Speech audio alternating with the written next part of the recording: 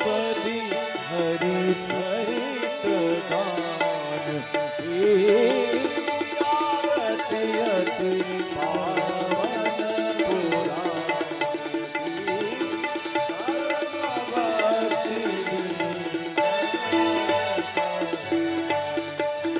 विषय विलास विमोह विनाशिनी विमल विराज विवेक हरि कृष्ण हरे कृष्ण कृष्ण कृष्ण हरे हरे राम राम राम हरे हरे हरे कृष्ण कृष्ण कृष्ण हरे हरे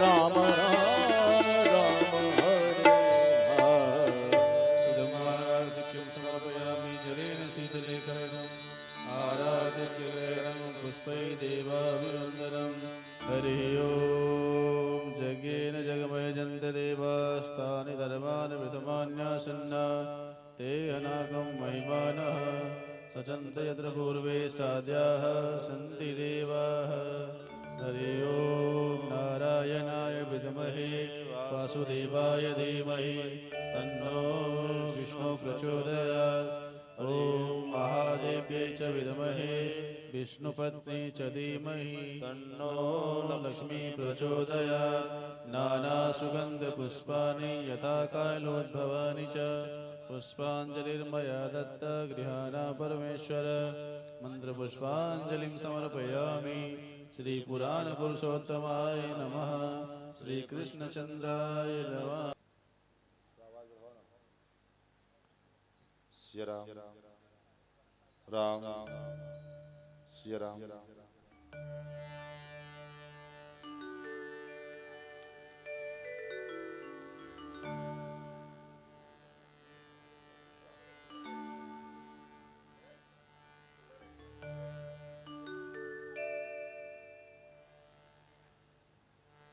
श्री राम राम राम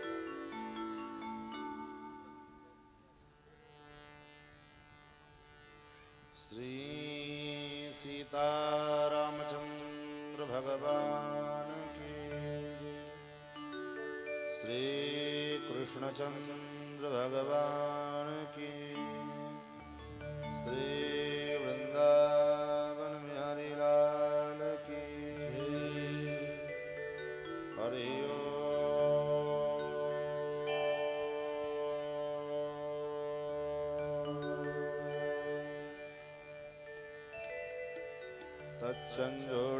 तच्चंजोड़ावृणीमहे गातुं यज्ञाय गातुं यज्ञपदये नमः देवी स्वस्तिरस्तु नः स्वस्तिर्मानुषेभ्यः ऊर्ध्वं जिगातु भेषजम् सन्नो अस्तु द्विपदे चतुष्पदे सदसस्पतिमद्भुतं प्रियेमिन्द्रस्य काम्यं सनिमेधामयाशिषं मेधां मे वरुणो ददातु मेधामिन्द्रश्च वायुश्च मेधां धाता ददातु मे ऋक्यजुस्सामरूपाय वेदाहरणकर्मणे प्रणवोद्गीतवपुषे महाश्वशिरसे नमः ज्ञानानन्दमयं देवं निर्मलस्फटिकाकृतिम् आधारं सर्वविद्यानां हयग्रीवमुपास्महे सच्चिदानन्दरूपाय विश्वोत्पत्त्यादिहेतवे तापत्रयविनाशाय श्रीकृष्णाय वयं नमः जन्माद्यस्य यतोऽन्वयादितरतश्चार्थे स्वविघ्नस्वराट् तेने ब्रह्महृदाय आदिकवये मुह्यन्ति यत्सूरयः तेजो वारिमृदां यथा विनिमयो यत्र त्रिसर्गो मृषा धाम्ना स्वेन सदा निरस्तकुहकं सत्यं परं धीमहि नारायणं नमस्कृत्य नरं चैव नरोत्तमं देवीं सरस्वतीं व्यासं ततो जयमुदीरयेत् व्यासं वसिष्ठनप्तारं सक्ते पौत्रमकल्मषं पराशरात्मजं वन्दे सुकतातं तपोनिधिं लक्ष्मीनाथसमारम्भां नाथयामुनमध्यमाम् अस्मदाचार्यपर्यन्तां वन्दे गुरुपरम्पराम् यो नित्यमच्युतपदाम्बुजयुग्मरुक्मव्यामोहतस्तदितराणि तृणाय मेने अस्मद्गुरोर्भगवतोऽस्य दयैकसिन्धो रामानुजस्य चरणो शरणं प्रपद्ये श्रीमत्काश्यपगोत्रलब्धजनुषं विद्याविभूषोन्नतं सच्छास्त्रार्णवपारगामिविदुषां मान्यं मनोज्ञश्रियं स्वाचार्ये च जगद्गुरो बुधवरे श्रीवासुदेवीरतं वन्दे वन्दे जगद्गुरुं मुनिवरं श्रीराघवार्यं गुरुम् अस्मद्गुरुभ्यो नमः अस्मत्सर्वगुरुभ्यो नमः श्रीमते रामानुजाय नमः श्रीराधाकान्तस्मरणं श्रीसीताकान्तस्मरणं सन्तपूर्वाचार्या सहायाः सन्तपूर्वाचार्या सहायाः बोलिए श्री कृष्णचंद्र भगवान की जय श्री वृंदावन बिहारी लाल की जय श्रीमद्भागवत महापुराण की जय सप्ताह ज्ञान महायज्ञ की जय जय श्री राधे श्याम अनंत कोट ब्रह्मांडाधिनायक भगवान नंदनंदन श्याम सुंदर के पावन चरित्रों का हम लोग रसास्वादन समास्वादन सुवन लाभ प्राप्त करें। उससे पूर्व आइए द्वार भगवान नामों का संकीर्तन, तत्पश्चात यथाशक्ति यथा मति यथा समय भगवत भागवत चर्चा हम सभी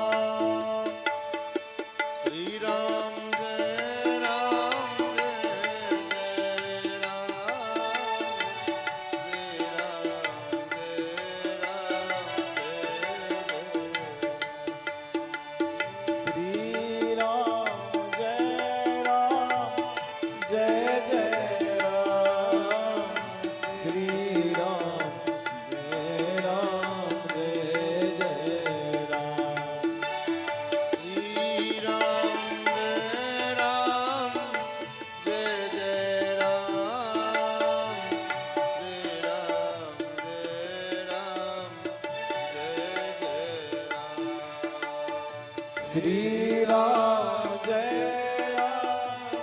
जय राम श्री राम जय राम श्री राम श्री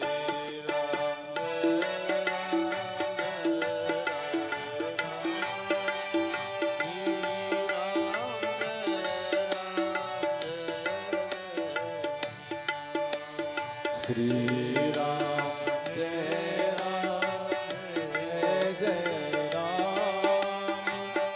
श्री राम जय राम श्री राम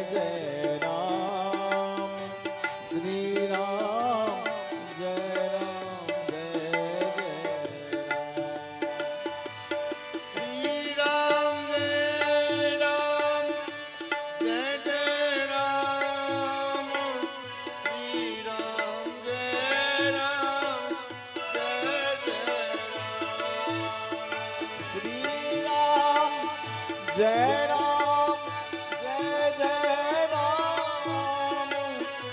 राम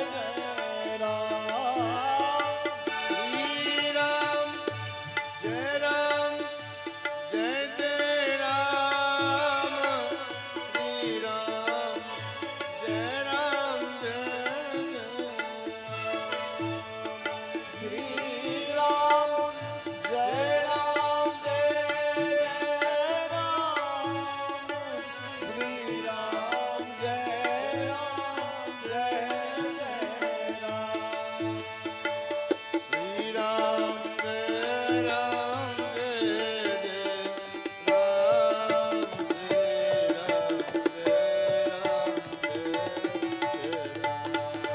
हो श्री राम जय राम जय राम श्री राम जय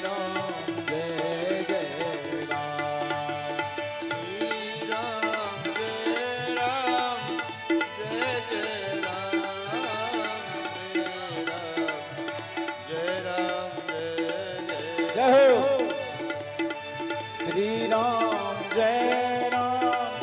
जय राम श्री राम जय राम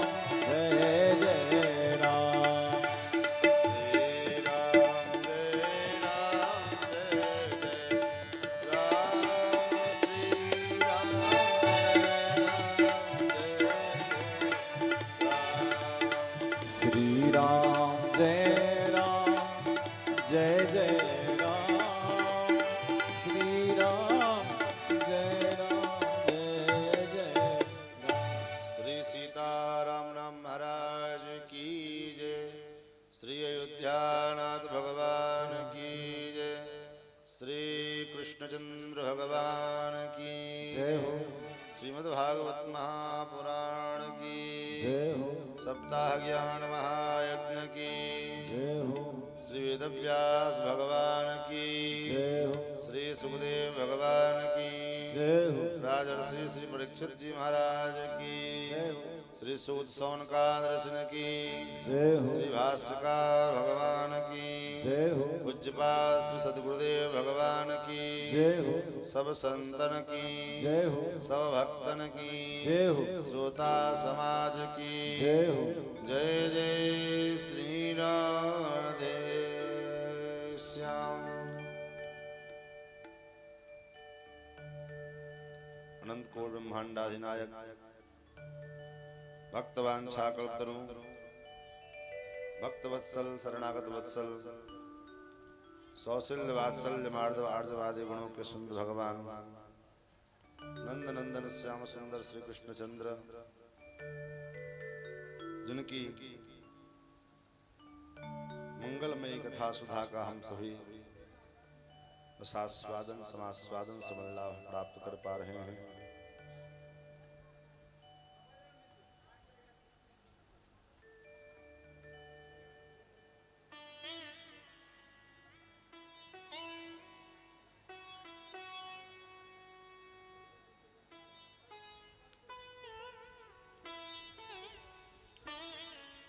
इस कथा के निमित्त यजमान बने हमारे श्री नागनाथ झा जी समस्त परिवार, भगवत कथा रस रसिक धर्मानुरागी सज्जन वृंद, भगवत प्रेम पदपति श्रद्धा वही माता जन, यूट्यूब के चैनल के माध्यम से इस कथा का सीधा प्रसारण देख रहे हमारे समस्त सुधी श्रोतागण,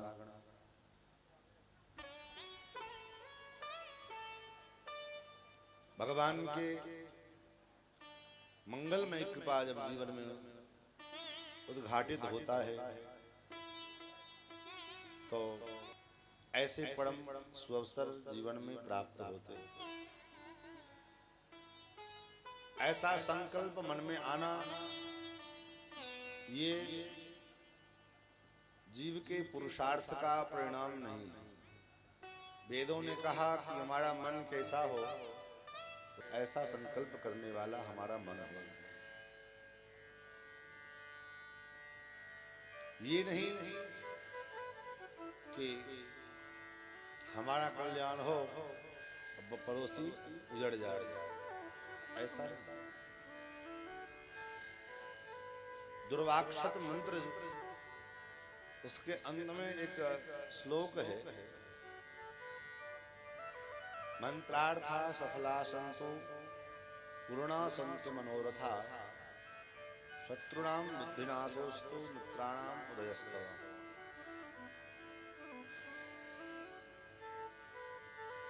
इसका तात्पर्य सामान्य अर्थ तो यह है कि शत्रु के नाश हो, बुद्धि का नाश हो, लेकिन महापुरुषों ने जो भाव इसमें प्रकट किए, शत्रुणाम बुद्धिनाशोस्तु, शत्रुओं वाली जो बुद्धि हमारी है, हमारी बुद्धि में जो शत्रुता का भाव है, इसका नाश होगा।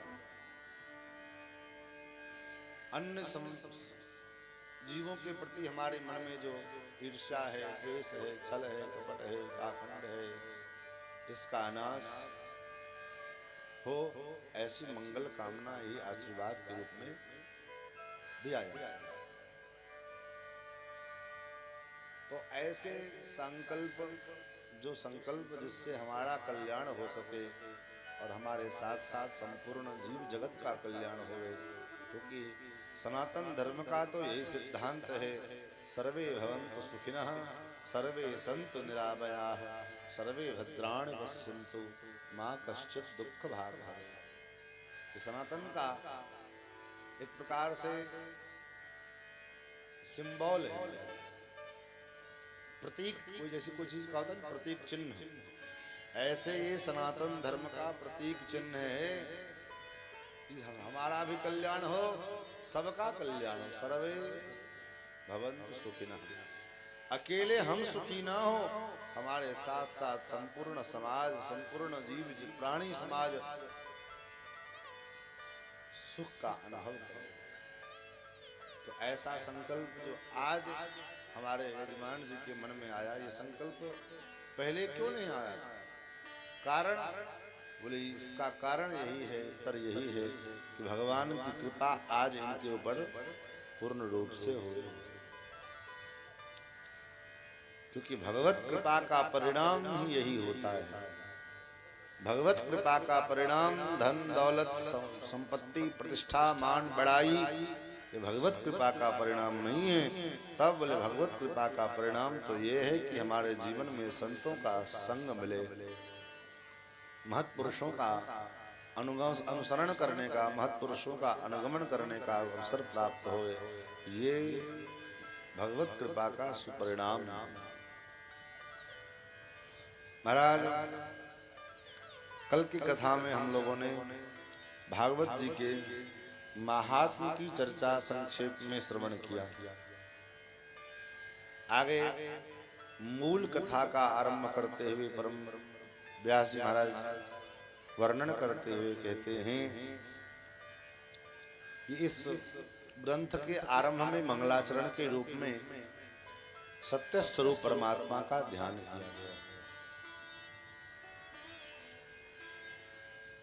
और इस मंगलाचरण का एक वैशिष्ट्य ये भी है कि कि इस मंगलाचरण में किसी भी देवी देवता का नाम नहीं लिया गया, किसी भी देवी देवता का।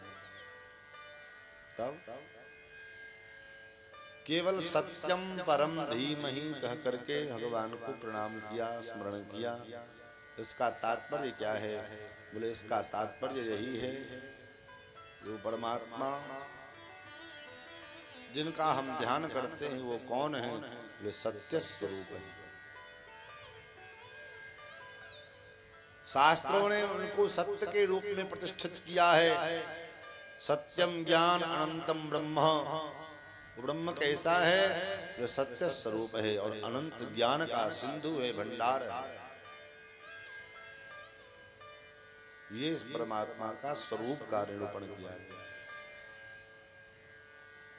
तो यहां भी सत्य स्वरूप के रूप में परमात्मा का चिंतन किया।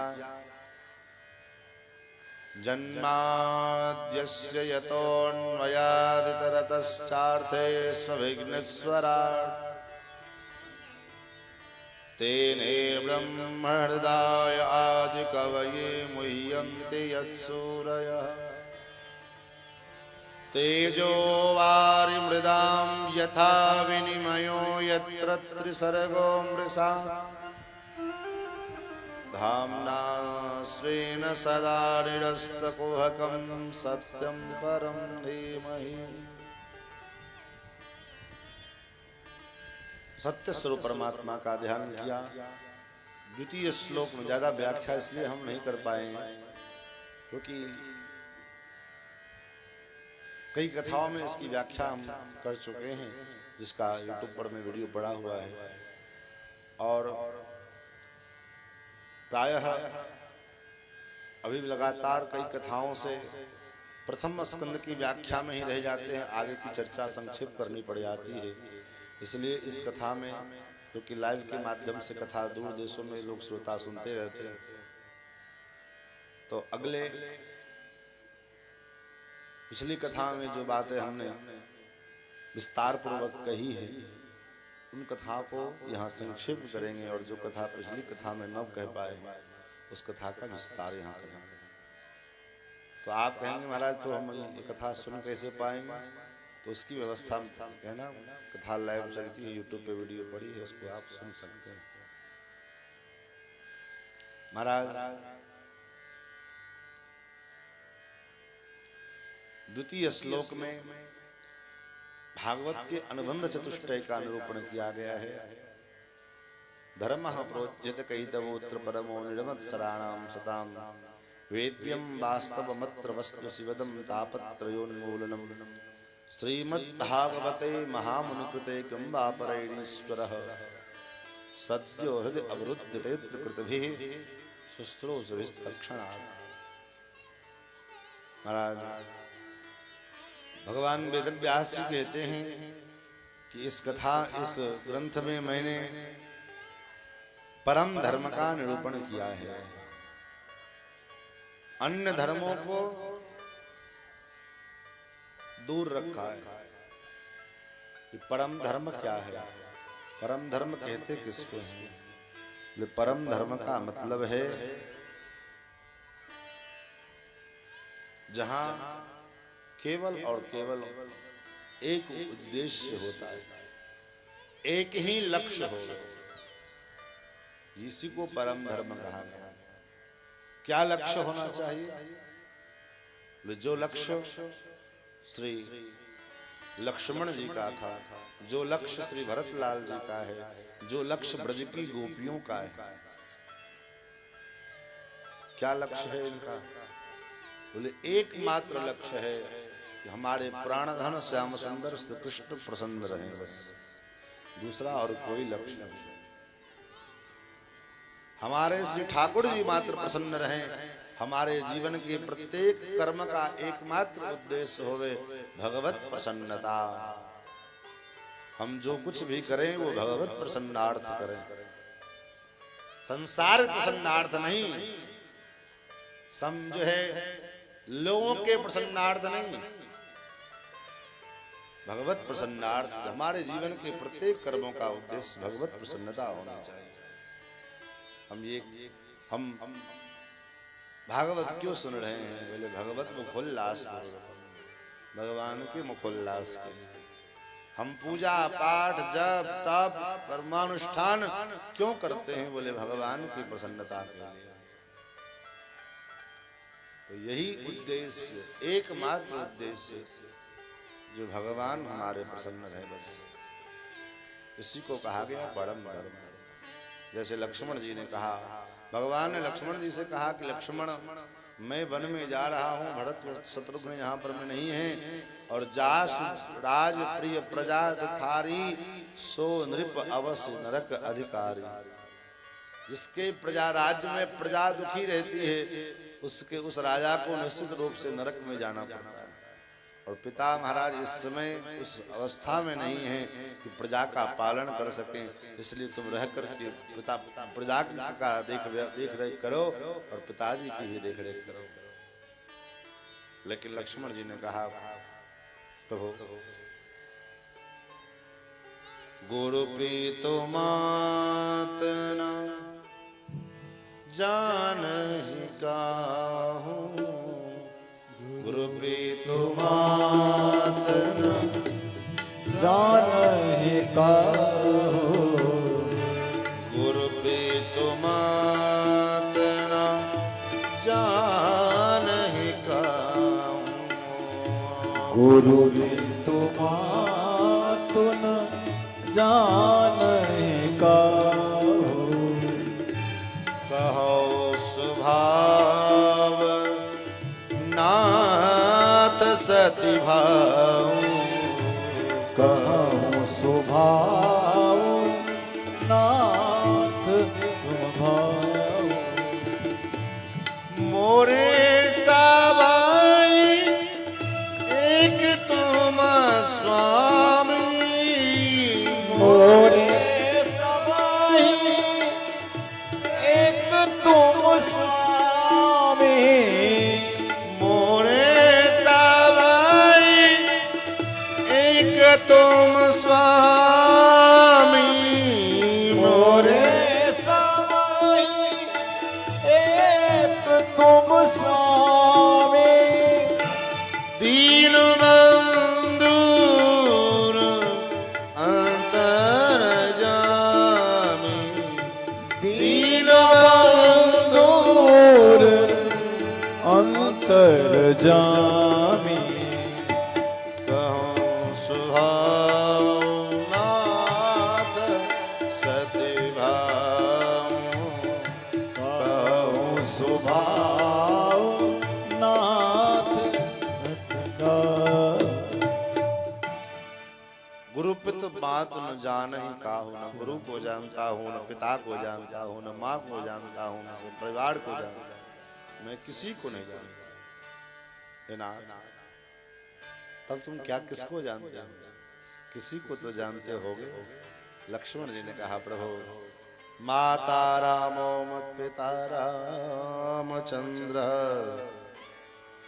स्वामी रामो मत सखा रामचंद्र,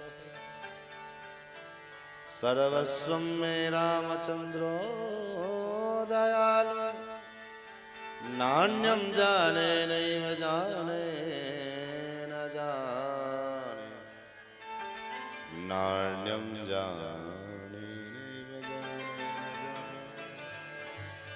मैं किसी को नहीं जानता, न माँ को जानता। मोरे सबई एक तुम स्वामी, कहने के लिए तो हम लोग भी भगवान से कहते हैं, वाणी से केवल कह पाते हैं बस। त्वमेव माता च पिता त्वमेव त्वमेव बंधुश्च सखा त्वमेव त्वमेव विद्या द्रविणम त्वमेव त्वमेव सर्वम मम देव देव। ये कहने के लिए तो हम आप भी भगवान के सामने प्रार्थना करते हैं कि हे प्रभु तुम हमारे हो, तुम ही मेरे माता हो, तुम ही मेरे पिता हो, तुम ही मेरे बंधु हो, तुम ही सखा हो। त्वमेव सर्वम मम देव देव, आप मेरे सब कुछ हो। लेकिन ईमानदारी से विचार करके आप हृदय पर हाथ रख करके विचार करिए कि क्या ये बात दिल से कही जाती है कि केवल वाणी से कहा जाता है। दिल से नहीं कहे जाते हैं। दिल से तो जैसे घर आते हैं तो अपने अपने पत्नी पति से कहती है, पति पत्नी से कहता है कि आप ही तो हमारे सब कुछ हो, आपके बिना तो संसार सूना है। तो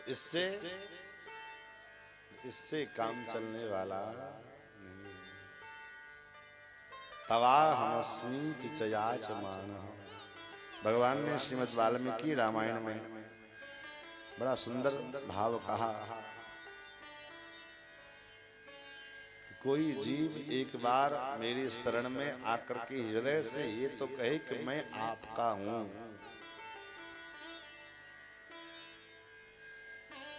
दुनिया भर के तो हम बने रहते हैं, बेटा के बने हैं, बेटी के बने हैं, बहू के बने हैं, पत्नी के बने हैं, अनेक रिश्तेदार नातेदार सबके तो हम बन करके देख चुके, मिला क्या जीवन में। जिस दिन हम भगवान के बन जाएं, भगवान के बनने के बाद तब समझ में आती है कि क्या रस है, क्या आनंद है। इस रस को जिसने पाया, इस रस को जिसने प्राप्त किया, उनसे पूछो कि इसका आनंद क्या है। क्योंकि मीरा जी कहती है,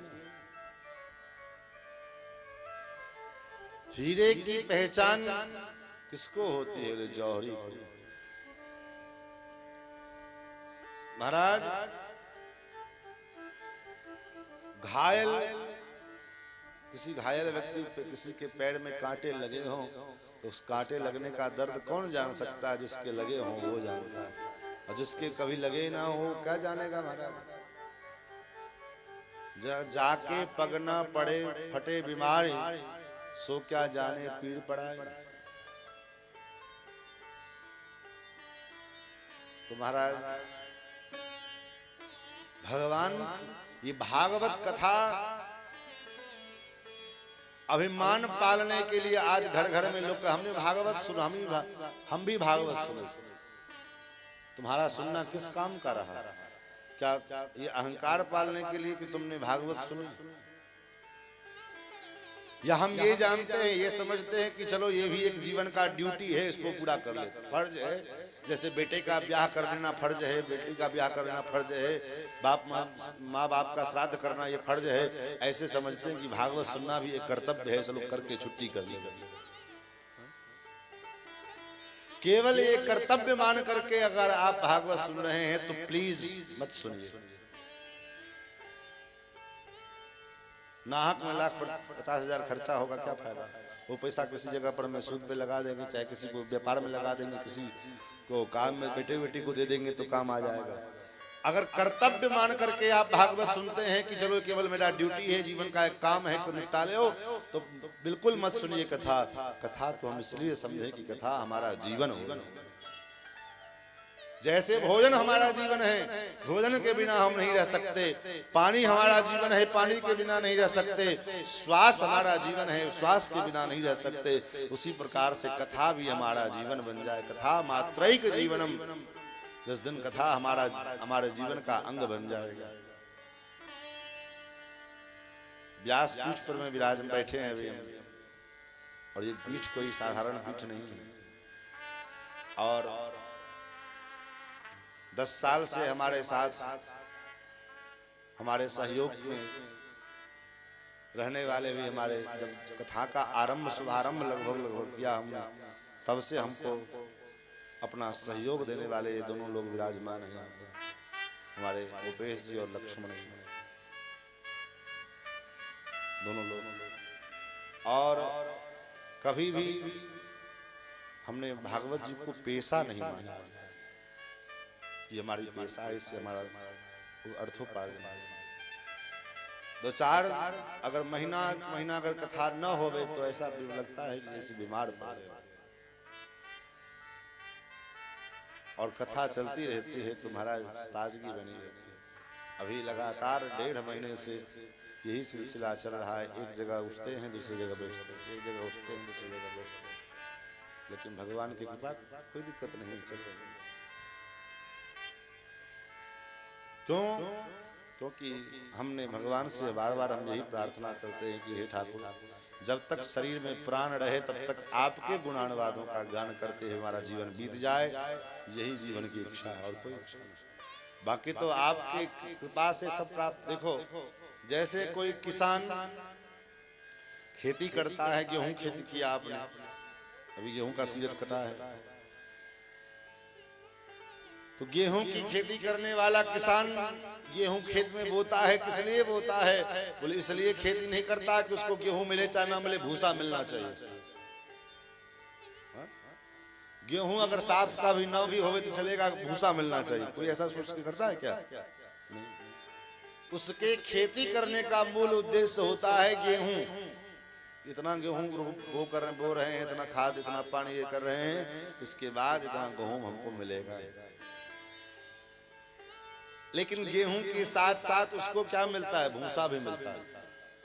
तो उसका उद्देश्य भूसा नहीं था, उद्देश्य तो गेहूं था, लेकिन ब्याज के रूप में, अलग से फायदे के रूप में भूसा भी मिल गया। उसी प्रकार मानव जीवन का मुख्य उद्देश्य भगवत चरणारविंद की प्राप्ति है, न कि संसार के सुख सुविधाएं। भगवान के चरणारविंद में जब हम लग जाएंगे तो संसार की सुख सुविधाएं ब्याज के रूप में हमारे पीछे पीछे लगी रहेगी, उसके पीछे जाना नहीं पड़ेगा।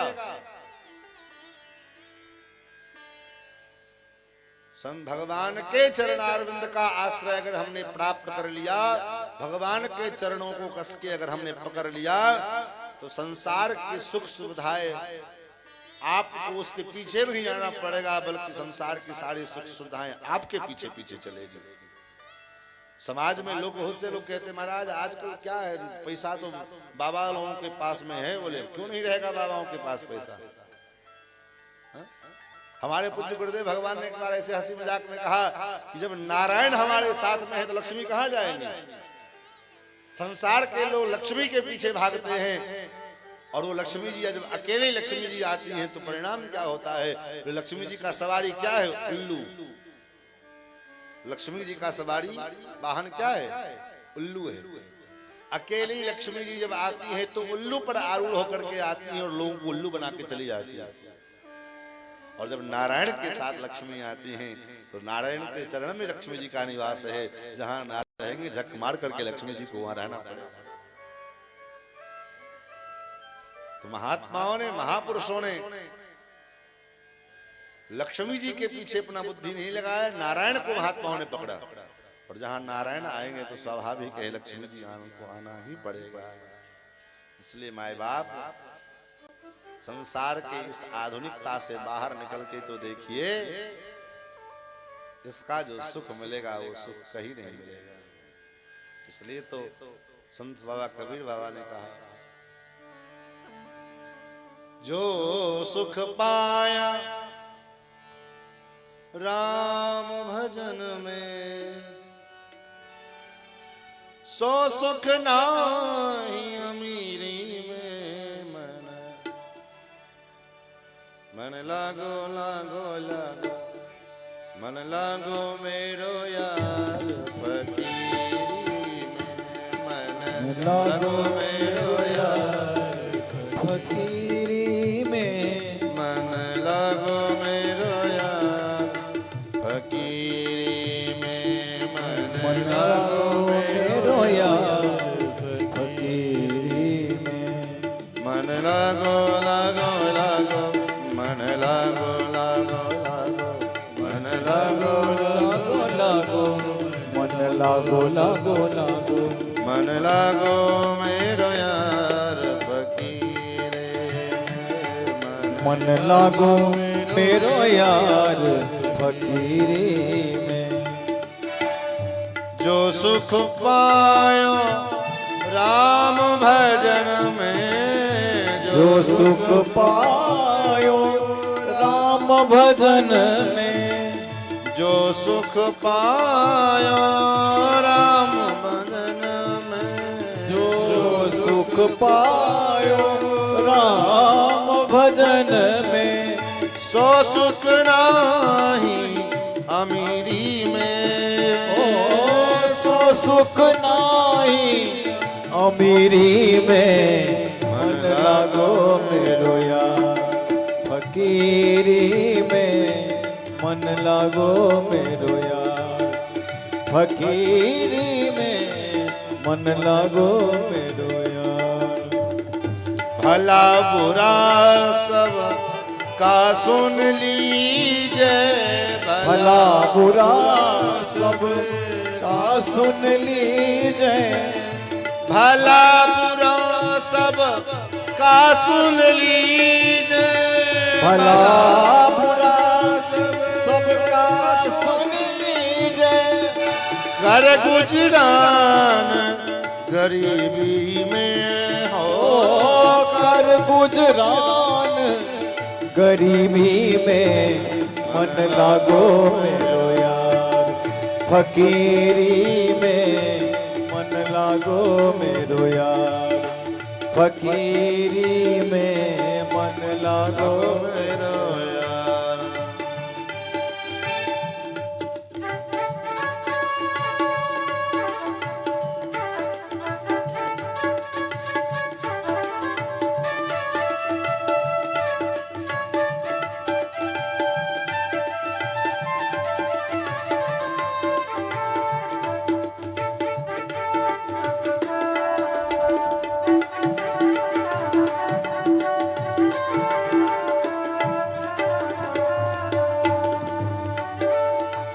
कहत कबीर सुनो भय साधो कहत कबीर सुनो भाई संतों कहत कबीर सुनो भय संतो कहत कबीर सुनो भाई संतों साहिब मिले सबूरी में ओ साहिब मिले सबूरी में मन लागो मेरो यार फकीरी मन लागो मेरो यार फकीरी में मन लागो मेरो यार फकीरी में मन लागो मेरो यार फकीरी में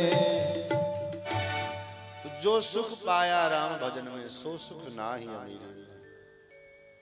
इसका जो रस है भगवत रस से एक बार जिसका सामना हो चुका है ऐसे जो भगवत रसिक भक्त है तो इसी को परम धर्म का स्वरूप कहा गया। परम धर्म में जहां केवल और केवल एकमात्र उद्देश्य भगवत प्रसन्नार्थ हमारे कर्म का प्रत्येक लक्ष्य भगवत प्रसन्नता। वेद व्यास जी महाराज कहते हैं धर्म प्रोज्झित कैतवोत्र परमो निर्मत सराणाम सताम। इसमें से कपट को बाहर निकाल दिया गया। धर्म में कपट क्या है? धर्म में कपट किसको कहा गया? बोले धर्म में भी कपट होता है। कैसे? बोले कहीं 5,000 रुपया दान करना हो तो उसके लिए महाराज बाकायदे रसीद चाहिए, ये चाहिए, वो चाहिए। पत्थर पर में 5,000 के दान को 1,000 के पत्थर टाइल्स पर में अपना नाम लिखवा करके चपका देंगे कि अरे हमने 5,000 रुपया दान किया। उस दान का क्या मतलब हुआ? इससे क्या हुआ कि आपने जो दान किया वो समाप्त हो गया। परम पूज्य श्री स्वामी संपूर्णानंद जी महाराज एक बार किसी नगर के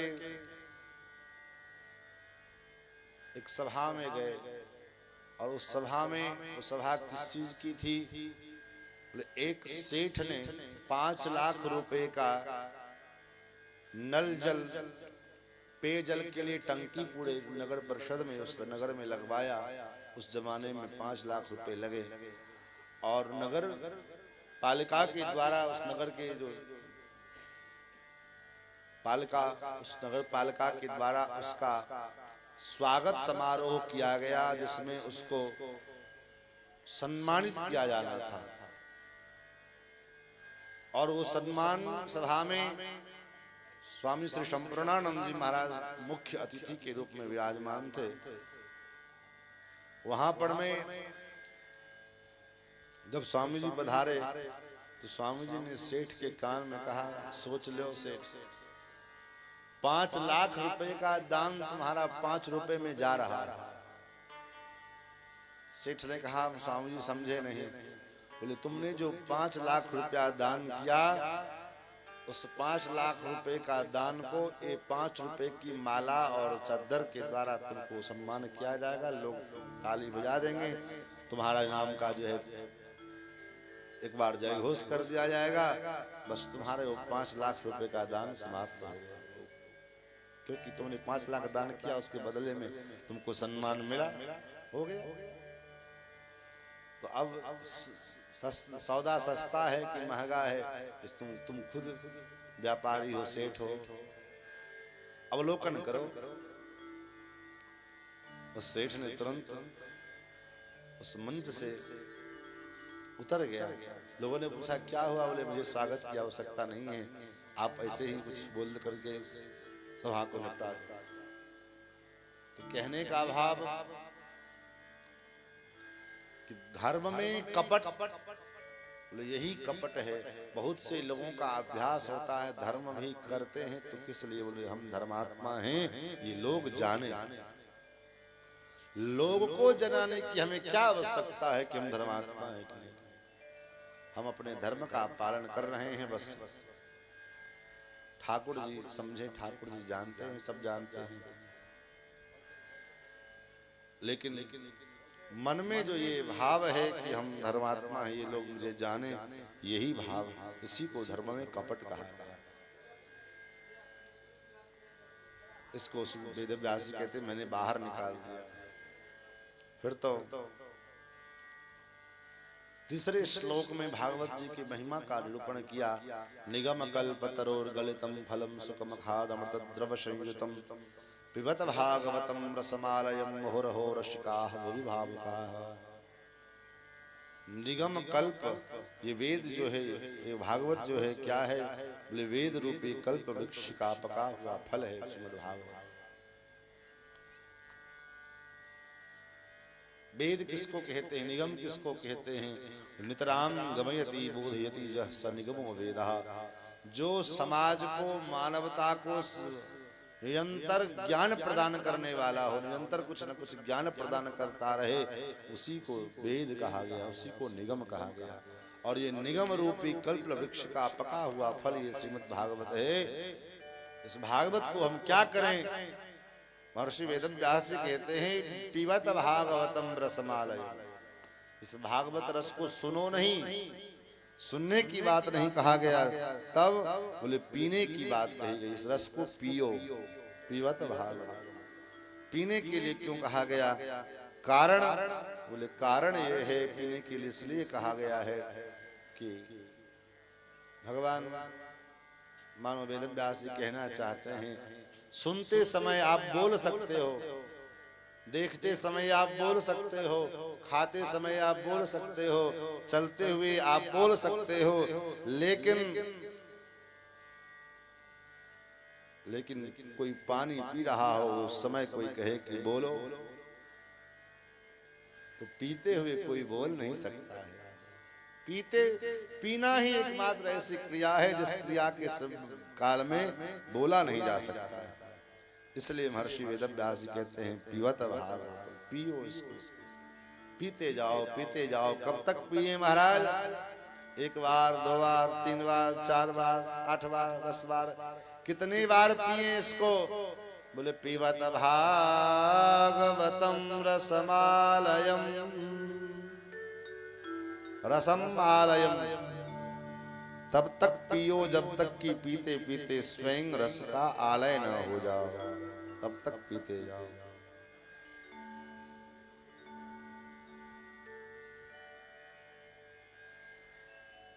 पीते पीते हम रसालय बन जाएं। रसालय बनना क्या है? रसालय का मतलब है रसम आलयम। हम रस के आलय बन जाएं। आलय मतलब होता है घर। आलय मतलब घर कहते हैं ना विद्यालय, विद्यालय का मतलब विद्या का घर, औषधालय मतलब औषधि का घर, और ऐसे रसालयम रस के आलय, रस का घर। तो कब तक पिए, बोले पीवत भागवतम रसमालयम, तब तक पियो जब तक पीते पीते रस का आलय न बन जाओ। कैसे समझे कि हम रस का आलय बन गए? बोले रस का आलय बनने पर में पता लग जाता है। कैसे पता लगेगा महाराज? बोले जब अंदर जो रस भरा रहेगा वही रस बाहर निकलेगा। किसी मटके में, किसी गगड़ा में मीठा जल का रस, मीठा भरा हुआ है, मिठाई का रस भरा हुआ है, तो उसमें से क्या निकलेगा? अगर थोड़ा भी छलकेगा वो गगड़ा, उसमें से निकलेगा क्या? बोले उसमें से तो मीठा का मीठा पानी, मीठा पा ही निकलेगा, मीठा रस ही निकलेगा। और किसी में अगर खारा पानी भरा हुआ है तो उससे खारा पानी का स्वाद निकलेगा, खारा रस निकलेगा।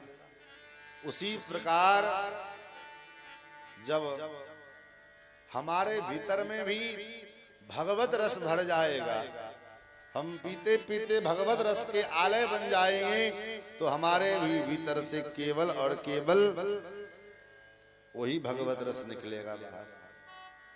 कैसे भगवत रस निकलेगा? जैसे प्रहलाद जी के बारे में लिखा, प्रहलाद जी कभी नाचने लग जाते हैं, कभी गाने लग जाते हैं, कभी आंखों से अश्रुपात होने लग जाता है, कभी क्वचित भावना युक्ता, कभी कभी तो भगवान के भावना में युक्त होकर के, भावना में भावित होकर के इतने डूब जाते हैं, जोर जोर से गाने लग जाते हैं। वाग्गद गदा द्रवते यस्य चित्तम, 11वें स्कंद में भागवत का, भक्त का, जिसने भागवत रस को पिया है, ऐसे भक्त का लक्षण बताया गया। क्या लक्षण है? वाग्गद गदा द्रवते यस्य चित्तम, रुदन्त्यभीक्ष्णं हसते क्वचिच्च, कभी वो उसकी वाणी गदगद हो जाए, कभी वो रोने लग जाए, कभी वो हंसने लग जाए, कभी वो नाचने लग जाए, कभी वो गाने लग जाए। वाग्गद गदा द्रवते यस्य नित्यं, विलज्ज उत्कायते नृत्यते च, रुदन्त्यभीक्ष्णं हसते क्वचिच्च, कभी रुदन करने। भीतर जो रस भरा रहेगा वही रस तो बाहर निकलेगा। तो भीतर तो भरा हुआ है काम, भीतर तो भरा हुआ है क्रोध, भीतर तो भरा हुआ है लोभ, भीतर तो भरा हुआ है द्वेष, भीतर तो भरा हुआ है निंदा, कपट, झूठ, बेईमानी। भीतर अगर ये भरा हुआ है तो बाहर भी तो वही निकलेगा। तो ये सब जो कचरा है ये कैसे निकलेगा? कचरा कैसे बाहर आएगा? जैसे कोई किसी बाल्टी में बहुत सारा मिट्टी का गंदगी भरा हुआ हो, तो उस मिट्टी के गंदगी को बाहर निकालने का क्या उपाय है? बोले उसमें उसको टंकी के पानी के नीचे लगा दो, जहां पानी की धारा गिरती है उस प्रवाह के नीचे उस बाल्टी को रख दो।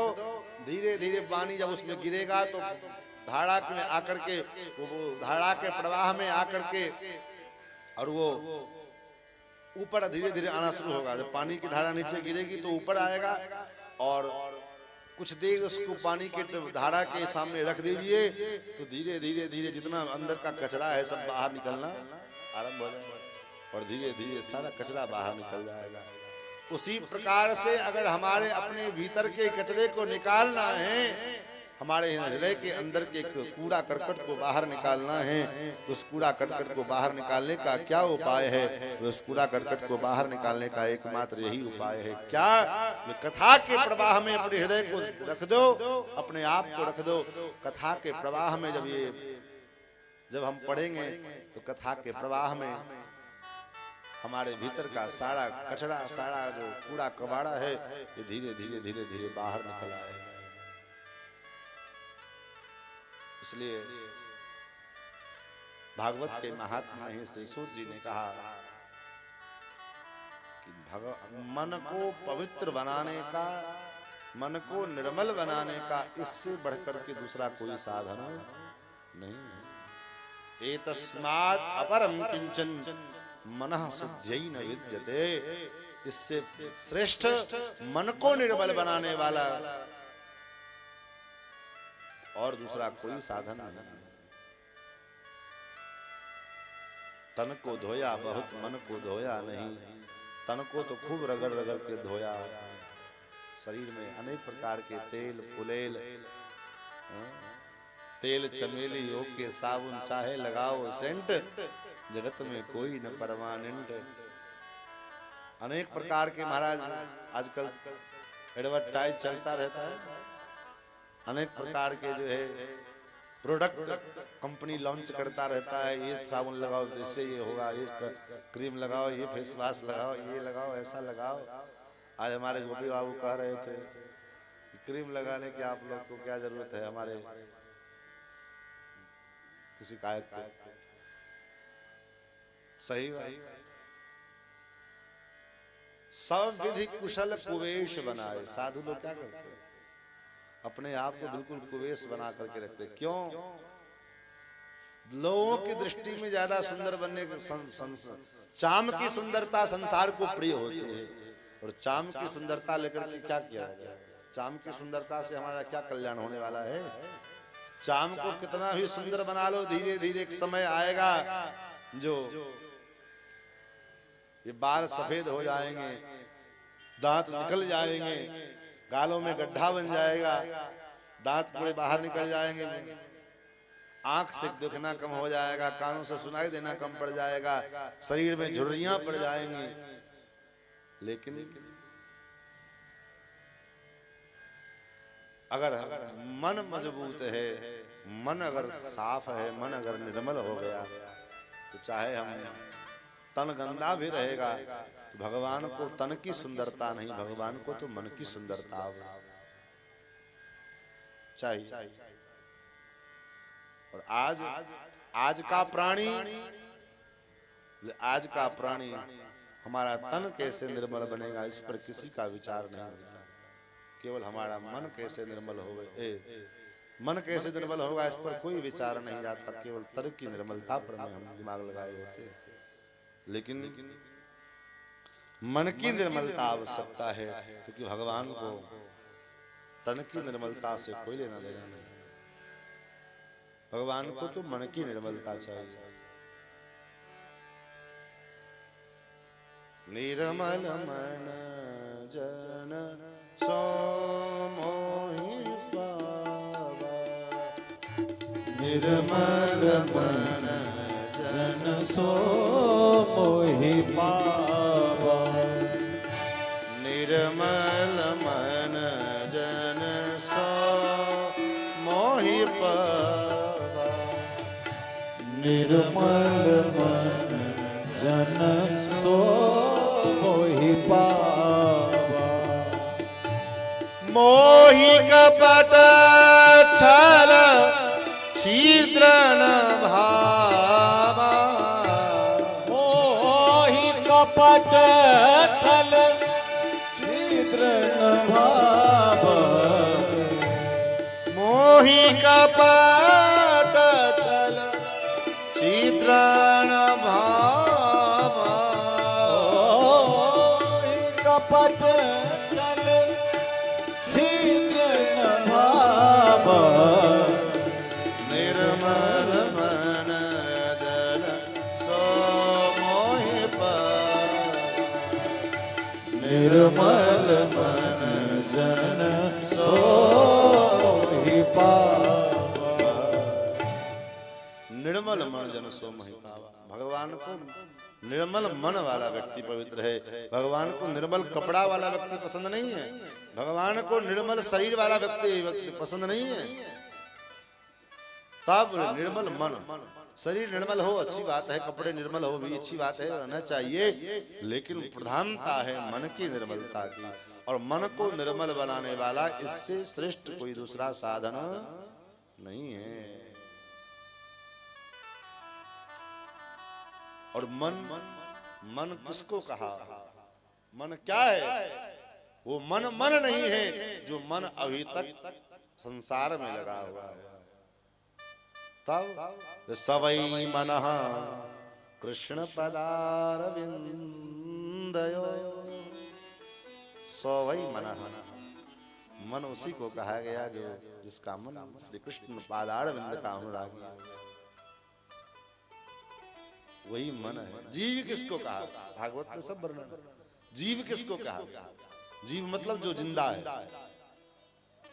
बड़े कड़े शब्दों में मैं आपको बता रहा हूं। जीव जो जिंदा है उसी को ना जीव कहा है। जो मर गया उसको जीव थोड़ी कहा। मरे हुए को जीव तो कहा नहीं जाता, जीवित को ही जीव कहा है। जो जीवित है वो जीव। तो जीव की क्या परिभाषा है?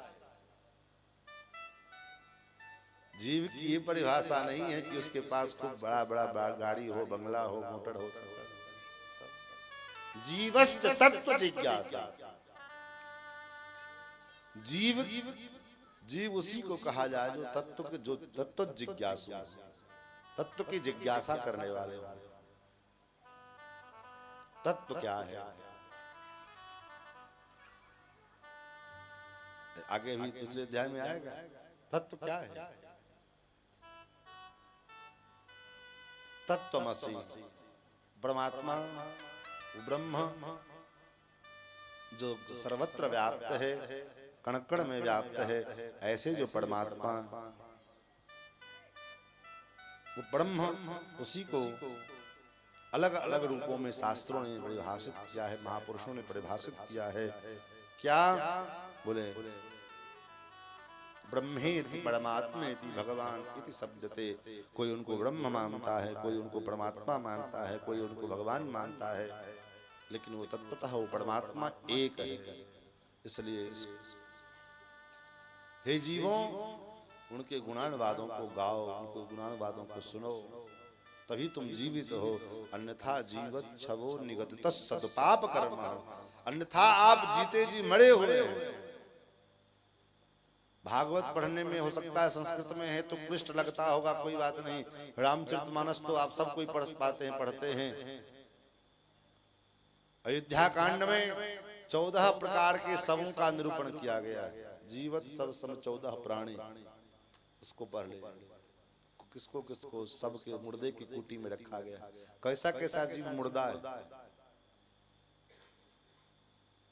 जिसका मस्तक गोविंद के चरणारविंद में न झुकता हो, वह जीव जीते जी मुर्दे के समान है। जिसकी जिह्वा भगवान के गुणानुवादों में न लगती होवे, उसका वह ऐसा जीव जीते जी मुर्दे के समान है। जिसके कान भगवान के गुणानुवादों को न सुनते हों, उसके ऐसे जो जीव हैं वो जीते जी मुर्दे के समान है। अनेक उदाहरण दिया। तो यहाँ पर में वेद व्यास महाराज कहते हैं, पीबत भागवतम रसमालयम, भागवत रस को पियो। कब तक पियो? बोले रसमालयम, पीते पीते जब तक वो रस का आलय न बन जाओ तब तक पीते जाओ। महाराज 6 प्रश्न किया है सूत जी से शौनकादि ऋषियों ने। किम श्रेयः, दूसरा सारः कः, तीसरा अवताराश्च प्रयोजनम, चौथा केवताराश्च, पांचवा अवतारोपरांत भगवान कौन कौन सी लीला करते हैं, और छठा प्रश्न है महाराज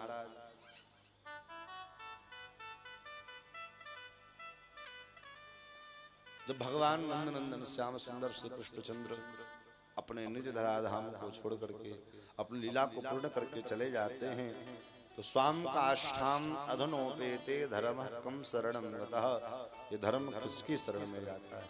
ये 6 प्रश्न किया।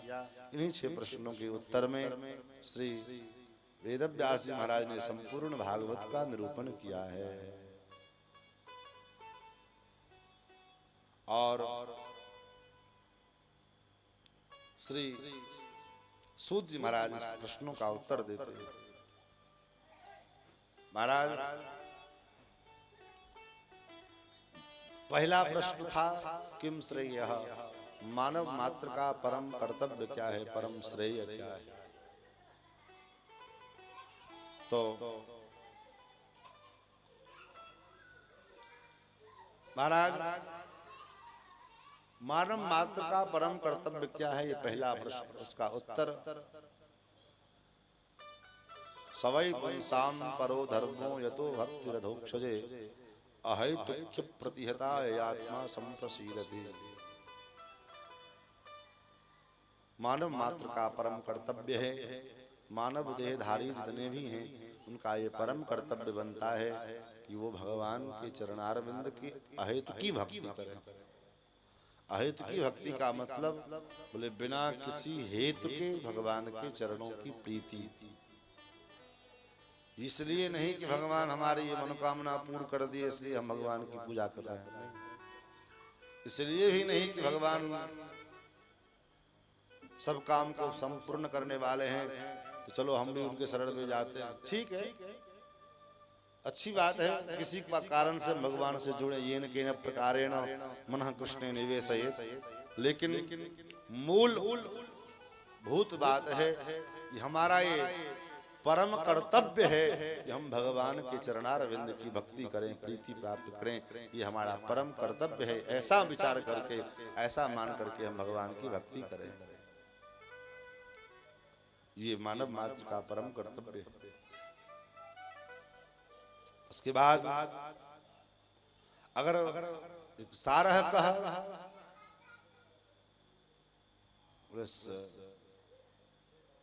भगवान ब्रह्म परमात्मा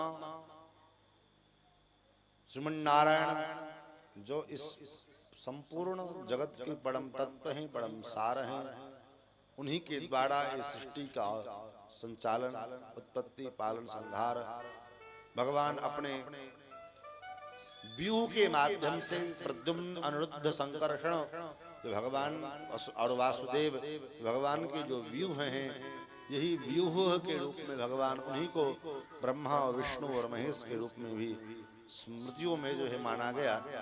और भगवान के इन व्यूह के द्वारा सृष्टि की उत्पत्ति, पालन, संहार होती है। लेकिन मूल तत्व परमात्मा सृष्टि के रचयिता हैं, करता हैं, उन्हीं के द्वारा संपूर्ण देवी देवताओं की प्राप्ति, उत्पत्ति भी होती है। वासुदेव परा वेदा, वासुदेव परा मखा, वासुदेव परा योगा, वासुदेव परा क्रिया। तो ये अलग अलग रूपों में परिभाषित क्यों होते हैं? क्या वो परमात्मा निर्गुण निराकार है? अगर वो निर्गुण निराकार है तो फिर वो सगुण साकार कैसे हुआ? जो निर्गुण निराकार था वो सगुण साकार कैसे हुआ? निर्गुण निराकार परमात्मा, जैसे आप एक उदाहरण से समझ लीजिए कि जैसे बिजली का कोई रूप नहीं, बिजली का कोई रूप नहीं, वो निर्गुण था, निराकार था, कोई नहीं जानता था बिजली भी कुछ होता है, करंट कुछ होता है। लेकिन विज्ञान के द्वारा, वैज्ञानिक उपकरणों के माध्यम से वैज्ञानिकों ने शोध करके बिजली को उत्पन्न किया, बिजली को प्रकट किया। लेकिन प्रकट होने के बाद भी वो बिजली का गुण तो दिखा लेकिन रूप नहीं दिखा। वो सगुण निराकार है, कोई रूप नहीं। और फिर वो बिजली पावर हाउस के द्वारा करतार के माध्यम से, ट्रांसफार्मर के माध्यम से हमारे घरों में आई, सुलभ हो गया, सबको सुलभ हुआ बिजली। लेकिन उसके बाद भी बिजली का कोई रूप नहीं दिखाई पड़ा। बिजली को कोई देख पाया? छूने पर में झटका लगता है, इसका मतलब उसमें गुण है। तो सगुण निराकार बिजली, करंट। उसके बाद जब इस बिजली को अनेक उपकरणों में जोड़ा गया, लाइट के माध्यम से, पंखा के माध्यम से, एसी के माध्यम से, कूलर के माध्यम से, अनेक प्रकार के माध्यमों को उपकरणों को जब जोड़ा गया तो घर में जब लाइट आई, लाइट जलने लग गई, बल्ब जलने लग गया तो हम कहते बिजली आ गई। कैसे पता लगा बिजली, बल्ब जल रहा है। तो अब किसी को बल्ब के रूप में बिजली का दर्शन हुआ, अनुभव हुआ, किसी को पंखा चलने लगा तो वो समझ में आ गया बिजली आ गई, पंखे के रूप में बिजली का अनुभव हुआ, किसी को एसी के रूप में अनुभव हुआ, किसी को जो है अनेक प्रकार के जो और उपकरण हैं उन उपकरणों के तो एक ही बिजली अनेक उपकरणों के माध्यम से अब अनेक रूपों में चलने लगे, व्याप्त होने लगे। बिजली एक है लेकिन वही एक बिजली, वो करंट, वो विद्युत बल्ब के रूप में, कूलर के रूप में, एसी के रूप में, पंखा के रूप में अनेक उपकरणों के माध्यम से बिजली का अनुभव होने लगा, दर्शन होने लगा। बल्ब जला तो बिजली आ गई। उसी प्रकार से वो निर्गुण निराकार ब्रह्म जिनके विषय में कहा वेदों ने अपाणिपादो जवनो गृहीता पश्चात चक्षुष ससृणोत्य कर्णः, जो अपाणिपाद है, अपाणिपाद मतलब उसी का अनुवाद गोस्वामी जी ने मानस में किया। बिनु पग चले सुनई बिनु काना, कर बिनु कर्म करे विधि नाना, आनन रहित सकल रस भोगी, बिनु वाणी वक्ता बर जोगी। ये क्या है? बोले उन उपनिषद के वाक्यों का अनुवाद है। अपाणिपादो जवनो गृहीता पश्चात चक्षु ससृणोत्य कर्णः, वो बिना आँख के भी देख सकता है, बिना कान के भी सुन सकता है, बिना पैर के भी चल सकता है, चलता है, और बिना हाथ के वो सारे कर्मों को करता है। लेकिन वही वो निर्गुण निराकार ब्रह्म परमात्मा सो केवल भगतन हित लागे, भक्तों के हित के लिए जब भक्त भगवान का स्मरण करता है तो भगवान दर्शन देते हैं। मनोज जी महाराज ने भगवान का चिंतन किया, भगवान से कहा दर्शन दो। भगवान ने कहा हम दर्शन नहीं दे सकते। बोले क्यों नहीं दे सकते? बोले मैं निर्गुण निराकार हूं। बोले तो आपने इतने भक्तों को जो दर्शन दिया है सो, बोले दर्शन तो दिया हमने, सही बात, लेकिन ये है कि ध्यान दीजिए,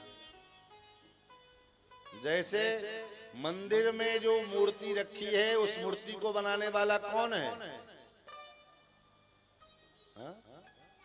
मूर्तिकार, कारीगर, जो मूर्ति बनाने वाला कारीगर होता है। लेकिन वो मूर्ति बनाने वाला मन माही, जो स्वरूप भगवान शिव जी के मन में वास करते हैं, जो स्वरूप,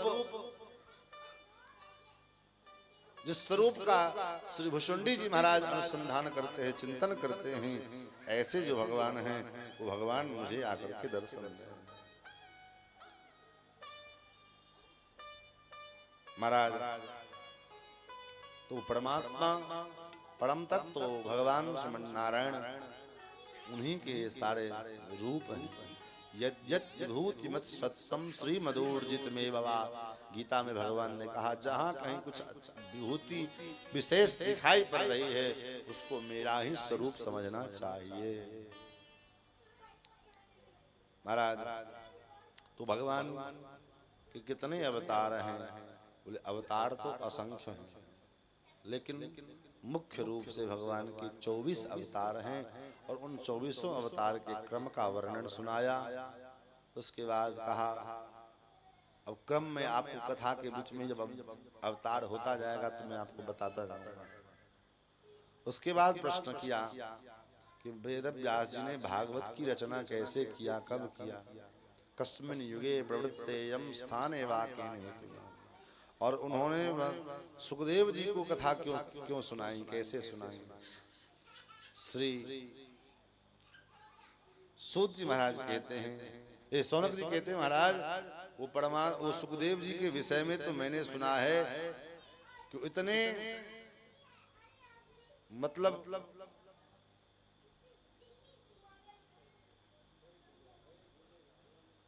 इतने वो परम संग जो है परमहंस है कि स्त्री पुम विदा न तो सुतस्य विविक्त दृष्टे।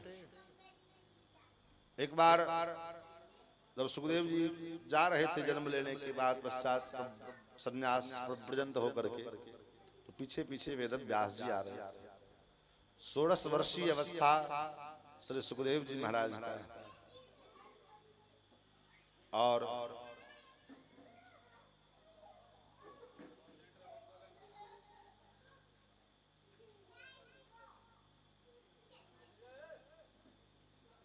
श्रीमन्नारायण नारायण नारायण श्रीमन्नारायण नारायण नारायण श्रीमन्नारायण नारायण नारायण श्रीमन्नारायण नारायण नारायण।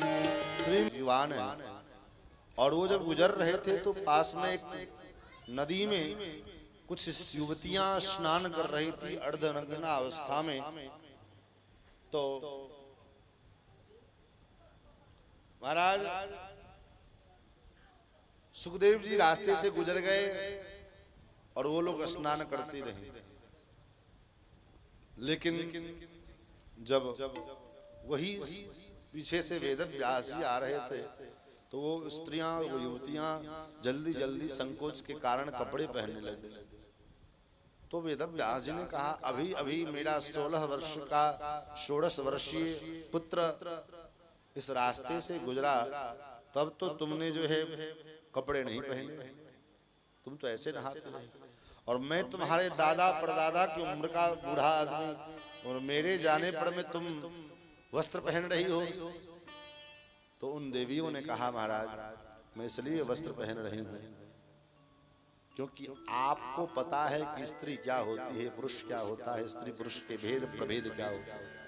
लेकिन आपके जो पुत्र हैं ना, उनके चित्त में स्त्री क्या है, पुरुष क्या है, स्त्री पुरुष के भेद क्या है, इसके प्रभेद क्या है, ये पता ही नहीं। स्त्री पुम विदान तो सुतस्य विविक्त दृष्टे। ऐसे परमहंस शिरोमणि श्री शुकाचार्य जी और ऐसे सुखदेव जी को वेद व्यास जी ने भागवत का ज्ञान प्रदान किया, अध्ययन कराया। क्यों? और सुखदेव जी ने राजा परीक्षित को ये कथा क्यों सुनाई, ये सब महाराज मुझे आप बात करके बतलाओ। फिर तो सूत जी कहते हैं, द्वापरे समनुप्राप्ते तृतीय योग पर्याये। द्वापर के काल में तृतीय चरण में महर्षि श्री वेद व्यास महाराज 4 वेद का विभाग किया, वर्णाश्रम व्यवस्था को प्रकट किया, 17 पुराण लिखे, 6 शास्त्र का प्रणयन किया और महाभारत जैसा 5वां वेद के स्वरूप 1 लाख श्लोकों का ये महाभारत अकेला ग्रंथ है। वेद व्यास जी की रचना कितनी है? बोले 5 लाख श्लोक है। 1 लाख तो केवल महाभारत में है। 80 या 81 हजार श्लोक केवल स्कंद पुराण में है। स्कंद पुराण के 6 भाग हैं। इतना बड़ा स्कंद पुराण, कोई मूल्य नहीं है, क्योंकि वेद व्यास जी ने, महर्षि वाल्मीकि ने जो लिखा, तो क्या उससे भी बढ़कर के आप हो गए। आजकल महाराज ऐसे विद्वान पूरे और अच्छे विद्वान हैं, जिनके लोग प्रशंसक हैं और अच्छे, लेकिन ऐसे विद्वान का क्या मतलब जिससे सनातन धर्म को और हानि हो जाए, लाभ होने की बजाय और हानि होने लग जाए। ऐसे सनातन, ऐसी विद्वत्ता की क्या मतलब। अब वो कहते हैं कि वाल्मीकि रामायण का उत्तर कांड प्रक्षिप्त है, समझो ये कोई बात है। श्रीमद् भागवत का जो भगवान ने चीज हरण लीला की है, वो किसी ने जबरदस्ती झुसेड़ दिया है, ऐसा कुछ हुआ ही नहीं। तो क्या महाप्रभु वल्लभाचार्य, निम्बाड़काचार्य, मध्वाचार्य आदि प्रभृति महापुरुषों ने जो भागवत के ऊपर टीका लिखी है और उस चीर हरण प्रसंग का भी टीका लिखा है, क्या वो मूर्ख थे? जीव गोस्वामी, रूप गोस्वामी पाद आदि प्रवृत्तियों ने जो टीकाएं लिखी हैं भागवत के ऊपर, क्या वो उनका टीका व्यर्थ है? क्या अब उनसे अधिक विद्वान और अधिक प्रतिष्ठावान होगा? अब लोकैषणा के चक्कर में किसी की लेखनी को काट देना ये उचित नहीं है। जिन महापुरुषों ने आटा घोड़ घोड़ करके पी करके और जीवन यापन करके शास्त्रों का चिंतन किया और शास्त्रों के लिए कुछ न कुछ किया सनातन धर्म के लिए, उनकी लेखनी को हम झूठ साबित कर दें, ये तो संभव है। महाराज एक दिन वेद व्यास जी असंतोष अवस्था में, खेद खिन्न अवस्था में विराजमान थे, तो उसी समय देवर्षि नारद जी का आगमन हुआ।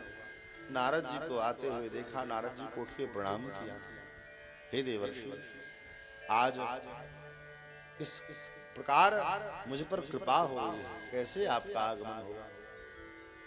नारद जी ने कहा, महाराज हे व्यास जी, क्या बात है, आप स्वस्थ हो? परितुष्यति शारीर आत्मा मानस एवं वा। शरीर से स्वस्थ होना नहीं कहा गया है। शरीर का स्वस्थ होना नहीं है। तब स्वस्थ का मतलब हम समझते हैं कि शरीर ठीक है, कोई बीमारी नहीं है, हम स्वस्थ हैं। स्वस्थ का मतलब होता है कि स्व अर्थात परमात्मा भगवान, और भगवान में जो स्थित है उसको स्वस्थ माना है, वो स्वस्थ, न कि जो है हमारा तबीयत ठीक है, हम बिल्कुल चंगा है, वो स्वस्थ नहीं है। स्वस्थ का भले ही बड़े बड़े महापुरुष लोग हमारे बोले भोग भोगाए छुड़ावत माया, भगवान जो शरणागत जीव है, उनके शरण में आए हुए जो जीव हैं, ऐसे जीवों को भगवान इसी शरीर में, जितना बार तुमको संसार में आना नहीं है, इसलिए ऐसे जो महात्मा हैं, ऐसे जो भक्त हैं, उनके जीवन में प्रायः कष्ट का अनुभव होता है।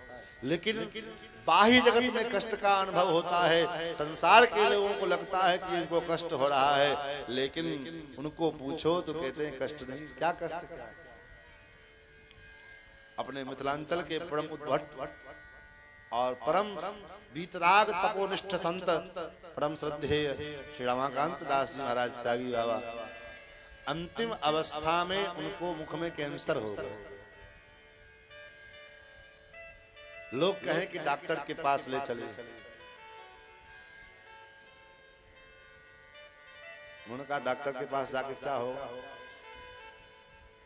डॉक्टर जबरदस्ती लोग लेकर के गए डॉक्टर से, डॉक्टर ने कहा ऑपरेशन करना पड़ेगा। बाबा ने पूछा तो क्या ऑपरेशन करने से हम अमर हो जाएंगे, फिर मरेंगे नहीं कभी? डॉक्टर ने कहा ऐसा कैसे हो सकता है, मरेंगे नहीं, मरना तो पड़ेगा, आज तुम मरो चाहे। बाबा ने कहा जब मरना है ही तो तुम काहे के लिए खोपड़ी अपना खराब करा?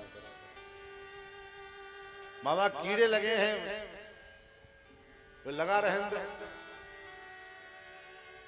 इससे तुम्हारा क्या जाता है? बेचारे कीड़े हैं, उनको कुछ भोजन आहार मिल रहा है तो क्या दिक्कत है तुमको? इस शरीर को तो दिन जल करके भस्म होना ही है। जब तक है ये तब तक कम से कम इन कीड़ों के तो काम आ रहे हैं, किसी के तो काम आ रहे हैं, खाने दो। और उनकी उस पीड़ा में भी भगवान से ये नहीं कहते थे कि हे भगवान हमने ये किया, ऐसा क्यों किया? तो कहने का भाव, जो वैष्णव हैं, जो भक्त हैं, ऐसे जो भक्त हैं, भगवान उनको कष्ट दे करके उनके प्रारब्ध को छुड़ा देते हैं। व्यास जी ने कहा महाराज सब कुछ तो ठीक है, लेकिन पता नहीं इतना कुछ करने के बाद भी मन में असंतोष है कि अभी कुछ करना बाकी है, क्या करना बाकी है समझ में नहीं आता। वेद लिखे, वेदों का विभाग किया, 6 शास्त्र लिखे, 17 पुराण लिखे, महाभारत लिखा, ब्रह्मसूत्र का जो है वर्ण जो है लेखन किया, इतना कुछ करने के बाद भी ऐसा लगता है कि कुछ किया ही नहीं, अधूरा है। अब क्या वो अधूरा है ये समझ में नहीं आ रहा है। एक वेद व्यास जी महाराज हैं, जो इनके जीवन में क्या कमी है, क्या अधूरा है, क्या किया इस पर ध्यान नहीं जा रहा है, कितना किया इस पर में विचार नहीं जा रहा है, क्या करना बाकी है इस पर में विचार जा रहा है। और हम और आप, हम समझते हैं अरे इतना किया, यहाँ तीर्थ गए, वहां गए, ऐसा घूमे, वहां देखे, वहां दर्शन किया, वो सब कुछ नहीं। आपने क्या किया उसका महत्व नहीं है, आपने करना क्या है आगे और कितना कर सकते हो इसका महत्व है। जितना अधिक हम कर सकें उतना हम भगवान की कृपा है। महाराज नारद जी ने कहा, वेद व्यास जी कमी क्या है वो मैं आपको बता रहा हूं। क्या कमी है महाराज? कमी है एक चीज, अभी तक आपने जितना लिखा है, धर्म के जितने उपदेश किए हैं, जिस प्रकार से आपने धर्म के विषय में विस्तार पूर्वक लिखा है, उस प्रकार से आपने भगवान वासुदेव के महिमा का वर्णन नहीं किया। यथा धर्मादयश्चार्था मुनिवर्यानुकीर्तिता न तथा वासुदेवस्य महिमा यनुवर्णितः। जैसा आपने धर्म के चारों चरणों का निरूपण आपने किया है, उस प्रकार से आपने भगवान वासुदेव की महिमा का वर्णन नहीं किया। हे व्यास जी, काक तीर्थ, कौवा जहां नहाता है उसको काक तीर्थ कहा जाता है, और कभी भी काक तीर्थ में हंस स्नान नहीं करते, कभी भी काक तीर्थ में हंस अवगाहन नहीं करते। इसलिए हे वेद व्यास जी, न शोभते ज्ञानमलम निरंजनम नैष्कर्ममप्यच्युत भाव वर्जितम कुतः पुनः शाश्वत भद्रमीश्वरे न चार्पितम कर्म यदप्य कारणम। हे व्यास जी, अब आप ऐसा वर्णन, ऐसा लेखन करो जिससे जीव डूब जाए। महाराज, जीव तो तैरना चाहता है, भवसागर से तरना चाहता है, आप डूबने की क्या बात, कैसी बात करते हो? आप डूबने की क्यों बात करते हो? नारद जी ने कहा, जीव भवसागर से तरना अवश्य चाहता है, लेकिन जो भक्ति के मार्ग में, भक्ति के रस में जो डूब गया, वही संसागर सागर से तर जाएगा। और भागवत क्या करती है? बोले भागवत का अनुसरण करने वाला, भागवत को सब समुचित प्रकार से समझने सुनने वाला व्यक्ति, बोले वही इस भगवान के प्रेम के अमृत के सागर में डुबकी लगाता है। कौन? बोले जो भागवत को समझ पाया है, जो भागवत को समझता है, जानता है, सुनता है, वही इस प्रेम के सागर, भागवत प्रेम के सागर में डुबकी लगाने वाला ग्रंथ है। भागवत के द्वारा प्रेम के सागर में जीव को डुबकी लगाने की प्रेरणा मिलती है, संबल प्राप्त होता है, एक मोटिवेट, जिसको उत्साह कहते हैं, उत्साह मिलता है। क्योंकि जब भागवत के ग्रंथों में अनेक भागवतों की चर्चा हम श्रवण करते हैं, भागवत का मतलब क्या है? भागवत का मतलब हम ये समझते हैं कि चलो कोई भागवत किताब है, बस नहीं। भागवत का मतलब भगवान के जो हैं, भगवान के जो भक्त हैं, वो भागवत, सबको वो सब भागवत कहलाते हैं। जैसे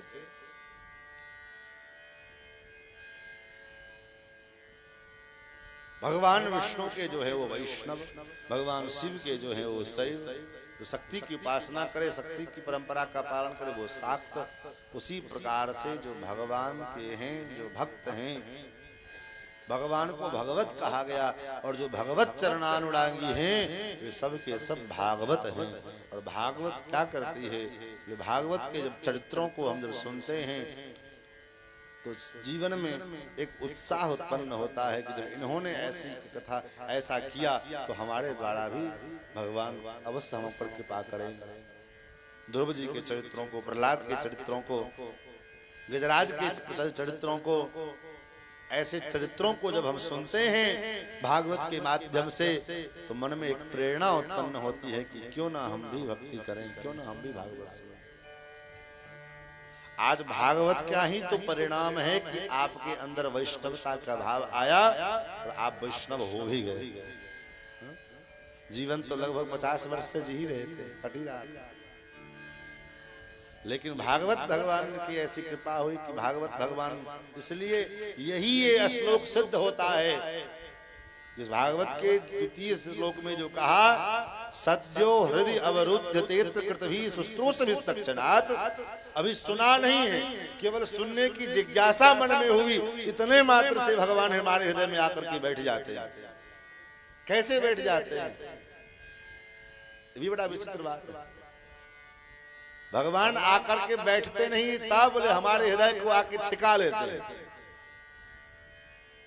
जैसे कहीं कोई नाटक वगैरह सब देखने के लिए बच्चे लोग जाते थे, बच्चे क्या अभी भी बूढ़े लोग भी, खास करके इस क्षेत्र में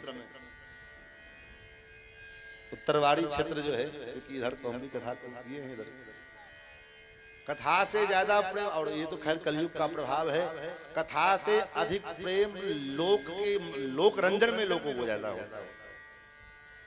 वो जगह का नाम नहीं कहेंगे, गोपी बाबू यहां से मात्र 5 किलोमीटर और 6 किलोमीटर उत्तर एक जगह कथा कर रहे थे, और जिस मंच से कथा होती थी उसी मंच से रात को ऑर्केस्ट्रा होता था। दुर्भाग्य हमारा जानकारी नहीं थी, हम चले गए कथा करना। कथा के समय में मुश्किल से 4 से 5 व्यक्ति कथा में बैठ जाएं, और कथा की आरती शुरू होए तो 5 वर्ष से लेकर के 70 वर्ष तक के मनुष्यों को घर से बोड़ा ले लेकर के हम देखते थे कि आगे आकर के अब सीट से आरती में बहुत भीड़ हो जाए, क्योंकि आरती के पश्चात वो कार्यक्रम शुरू होना था। तो सीट आगे पीछे ना हो जाए, तो पहले से बोड़ा लेकर के आदमी को, बिछाने वाले की न दरी की व्यवस्था है, न कुर्सी की व्यवस्था है, न कोई कुछ नहीं, और महाराज बुढ़िया बिस्तर ले लेकर के घर से आदमी महाराज पहुंच रहा है। तो ये विडंबना है, कलयुग के प्रभाव है।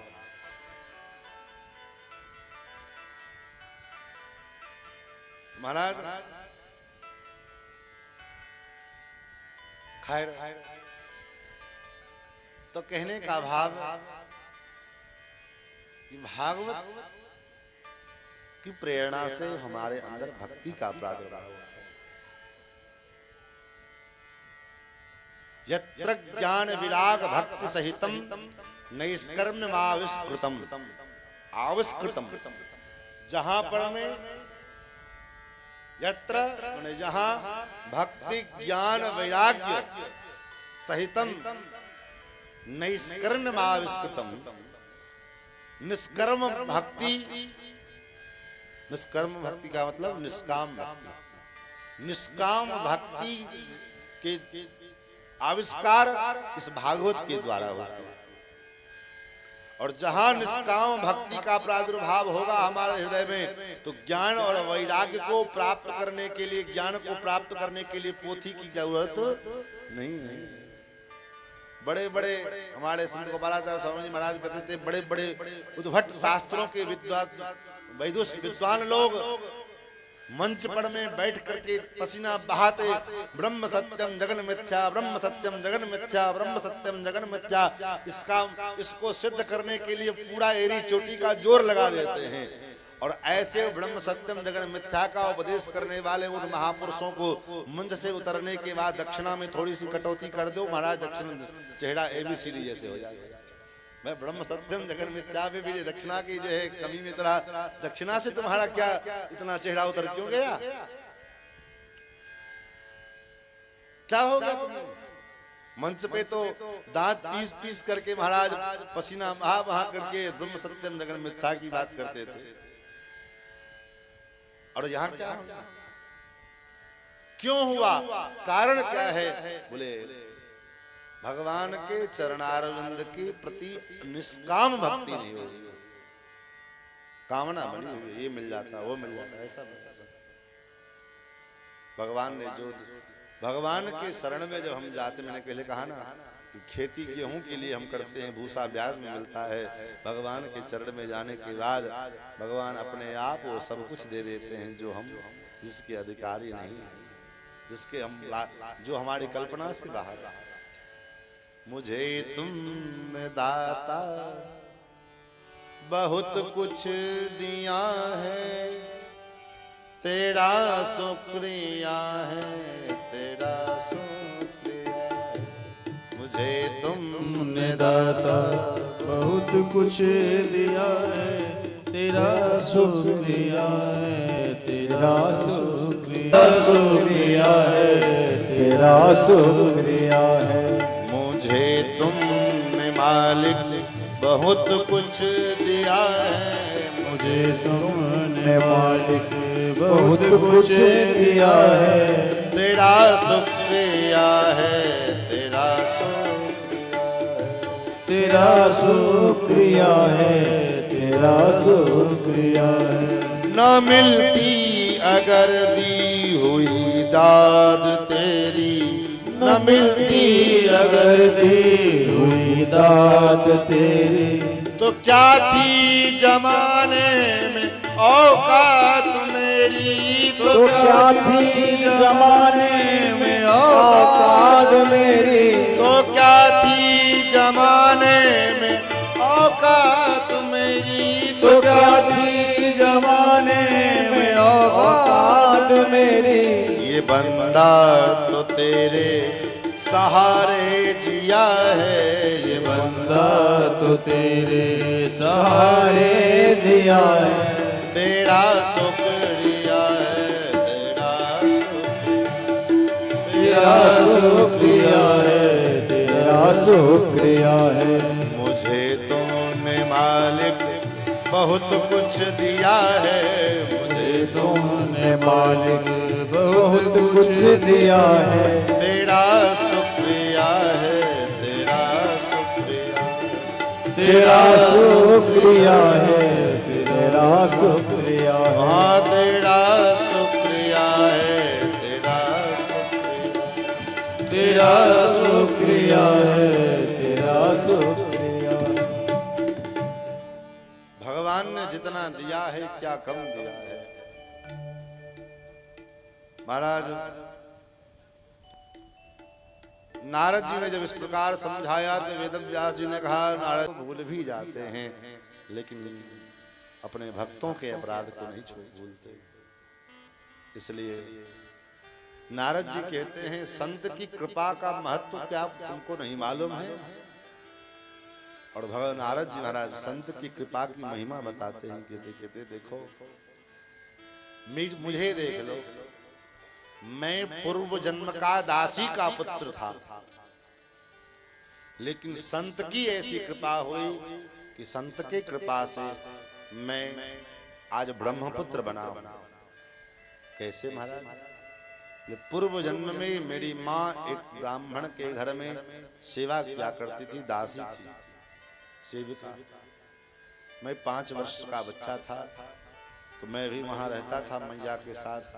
उनके घर में एक दिन कुछ संत महात्मा आए चतुर्मासा करने के लिए। तो मैया जो सेवा करती तो करती से वो, मैं भी बालक था तो दौड़ दौड़ करके मैं भी सेवा करता था। भोजन कराना, भोजन पत्तल उठाना, जूठा सफाई करना, पानी पिलाना, चरण दबाना, जितना जो सामर्थ्य हो अपने बाल्यकाल की उम्र के अनुसार अपनी सेवा पे करता था। जब धीरे धीरे संतों के शीत प्रसादी का ऐसा प्रभाव हुआ कि संतों की शीत प्रसादी के प्रभाव से मेरे अंदर महाराज भगवत प्रेम का प्रादुर्भाव हो गया। वो संत महात्मा जब चतुर्मासा संपन्न हुआ, चलने लगे, तो मैं भी उनके पीछे पीछे चल दिया। महात्माओं ने कहा तुम अपनी माँ के इकलौते पुत्र हो, तुम मेरे साथ मत जाओ। क्योंकि तुम्हारी मैया उनको कष्ट होगा। तुम यहीं रह करके भजन करो और जब तुम्हारी माँ का शरीर पूर्ण हो जाए तब तुम मेरे पास में आना। अब तो नारद जी कहते कि मैं भजन करने लगा, मैं ध्यान लगा करके बैठता, मैं पूजा करता, पाठ करता, तो मेरी मैया को बड़ी टेंशन हो गई, बड़ी चिंता हो गई। बचपन से जब बच्चों को आप भगवत भक्ति का संस्कार देते हैं ना, तो स्वाभाविक है वो धीरे धीरे वही संस्कार के बीज आगे चल करके पल्लवित पुष्पित होते हैं। अब बचपन से उसको कार्टून दिखाने का अभ्यास बनाओगे तो उसका जीवन भी आगे चल करके कार्टून बन जाता है, उसका जीवन कार्टून बन जाएगा, कहीं का नहीं रहेगा। तो आजकल के माँ बाप किसी में पसंद रहते, हमारा बेटा तो इतना फटाटा हिंदी बोलता है, 3 वर्ष में 4 कैसे बोलता है, बोले मोबाइल देख देख कर। आज मोबाइल देख करके वो हिंदी फिल्म जो है कार्टून देख रहा है, तो कार्टून कल मोबाइल में और कुछ भी देखेगा, परसों कुछ और विशेष देख लेगा। और यही तो हमारे सनातन धर्म को विकृत करने का षड्यंत्र आज पूरे विश्व भर के संस्थाओं के द्वारा चल रहा है। सनातन जो परंपरा है, सनातन का जो संस्कृति है, कल्चर है, इस कल्चर को नष्ट करने का जो षड्यंत्र कुछ ऐसे संस्था हैं विश्व में, क्योंकि किसी भी धर्म को नष्ट करने के लिए, किसी भी समाज को, किसी भी पंथ को बर्बाद करने के लिए 3 बातें बहुत आवश्यक होती है। उसकी सांस्कृतिक परंपरा को नष्ट कर दो, उसकी धार्मिक मान्यताओं को नष्ट कर दो और उसकी सामाजिक परंपरा को नष्ट कर दो। ये 3 काम अगर संपन्न हो जावे तो वो धर्म, वो पंथ, वो समाज समाप्त हो जाता है। और ये तीनों व्यवस्था को नष्ट करने का षड्यंत्र पूरे भारतवर्ष में, पूरे विश्व के कई संस्थाएं ऐसे जुड़े हैं जो हमारे सनातन धर्म को ध्वंस करने के लिए ऐसे षड्यंत्र करते हैं। हमारी सामाजिक परंपरा का त्याग होता जा रहा है, हमारा सामाजिक पतन कितना हो गया आप हम देख रहे हैं।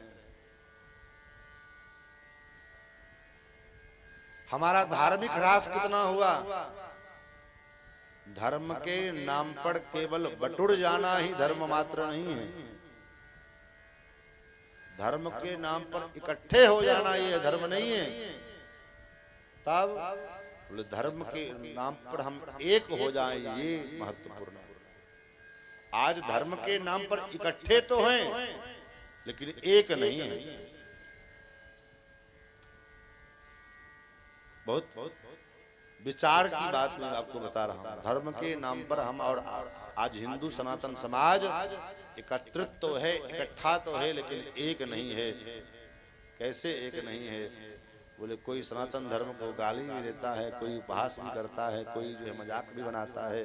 आज अगर एक होते तो पूरे आप विश्वास के साथ आप विचार करके बतलाइए कि जितने सीरियल हो, चाहे फिल्में हो, चाहे सीरीज हो, जो कुछ भी, जितने सनातन धर्म के देवी देवताओं का अपमान करने के लिए बनाया जाता, किसी अन्य पंथ मजहब के देवी उसके उपासकों के लिए, उपास्यों के लिए जो है बनाया जाता है। आज हमारे देवी देवताओं को कार्टून बना दिया गया, उनके तस्वीरों को, उनके चरित्रों को कार्टून बना करके। क्यों? बोले बच्चे को कार्टून पसंद है तो जय हनुमान कार्टून बना देते और उसमें हनुमान जी को कार्टून की तरह पेश किया जा रहा है। गणेश जी का कार्टून बनाया, क्या है? क्या यही धर्म है? सनातन धर्म है?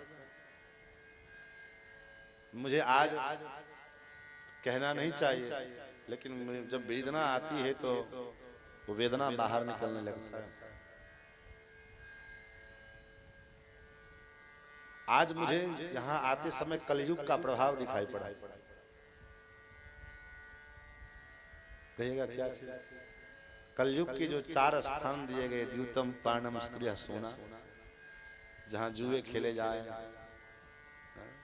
वो मुझे आज दिखाई पड़ा यहाँ के समय। बड़ा कष्ट हुआ इस बात को।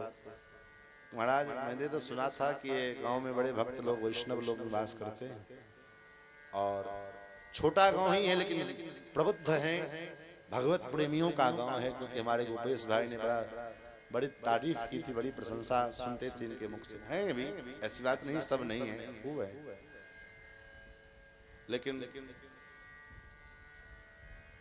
प्रभाव कलयुग का, इसमें उनका भी दोष नहीं है, कलयुग का प्रभाव। अयम तो युग धर्मो ही वर्तते कश्य दूषणम, ये तो युग धर्म है, ये तो किसी का दोष नहीं। जितना समय, जितनी ऊर्जा, जितना बुद्धि हम उसमें विनियोग करते हैं, उसका अगर आधा बुद्धि भी हम भगवान, हाँ ठीक है। लोग कहेंगे काम फुर्सत नहीं मिलता है, क्या करते हैं दिन भर, कितना काम कर लेते। अगर 24 घंटे काम करते तो अंबानी न बन जाते, रतन टाटा नहीं हो जाते, बिरला नहीं बन जाते। तो काम क्या है? लेकिन काम करने के बाद, काम तो कुछ नहीं है, काम के तो बस ज्यादा से ज्यादा गृहस्थ के परिवार में कितना काम होगा। माताओं के लिए झाड़ू लगा लेना, बर्तन मार लेना, कपड़ा धुल लेना, भोजन बना लेना, भोजन लोग करवा देना, इतना काम माताओं के लिए। और पुरुषों के लिए, बोले पुरुषों के लिए थोड़ा खेती करने वाले जो लोग हैं वो खेती, और वो भी खेती सुबह के समय 7, 8, 9 बजे तक कर सकते हैं, तो उसके बाद तो करना मुश्किल है। दोपहर के समय में तो करते नहीं हो, और शाम को 4 बजे को 5 बजे के पहले वो भी नहीं होता। और अगर घर पर भी गाय भैंस रखे हैं तो उनकी सेवा थोड़ा आधा 1 घंटा हम लोग भी किए हैं। आश्रम में रहे, किसी कॉन्वेंट स्कूल में पढ़ करके नहीं पढ़ाई की, आश्रम में रह के पढ़ाई। और आपके घर में 1 गाय होंगे, 2 गाय होंगे, हम लोगों के गौशाला में 40 गाय वर्तमान में।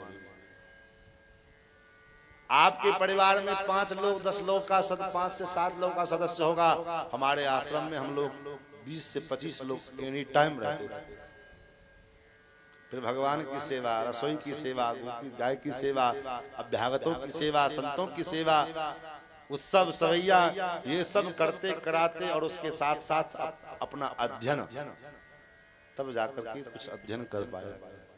जब हम लक्ष्य लेकर के गए, जब जीव अपने जीवन में लक्ष्य निर्धारित करता है कि हमको इतना पूजा, इतना पाठ, इतना जप, इतना तप करना है, तो सब काम करते हुए अवसर मिल ही जाता है। और बिना लक्ष्य के, बिना किसी ध्येय के हमारा जीवन है पशुओं के समान। जैसे पशुओं का कोई लक्ष्य नहीं होता है, पशु भी क्या करते हैं जैसे हम आप करते हैं, खा लेना, आहार निद्रा भय मैथुनम च सामान्यमेतत् पशुभिर्नराणाम्, भोजन कर लेना, सो लेना, अपने से बलवान पशु से डरना, बलवान व्यक्ति से डरना, बच्चे पैदा कर लेना, ये सब क्रियाएं हम में और पशु में दोनों में सामान्य में तत् पशुभिर्नराणाम्। तो फिर मनुष्य में और पशु में अंतर क्या है? क्या वो 4 पैर के हैं इसलिए पशु हैं, हम 2 पैर के इसलिए मानव हैं? तो नहीं, मनुष्य में और पशु में ये पैर और हाथ और मुंह कान के कारण अंतर नहीं है। तब बोले मनुष्य में उसकी एक विशेषता भगवान ने दी है। क्या विशेषता? तो धर्मो हि तेषाम् अधिको विशेष। मानव के भीतर में धर्म के पालन का सामर्थ्य, धर्म का ज्ञान, शास्त्रों का चिंतन, शास्त्रों का अध्ययन, इसका ज्ञान, विज्ञान, परिज्ञान भगवान ने मानवों को दिया, पशुओं को नहीं दिया।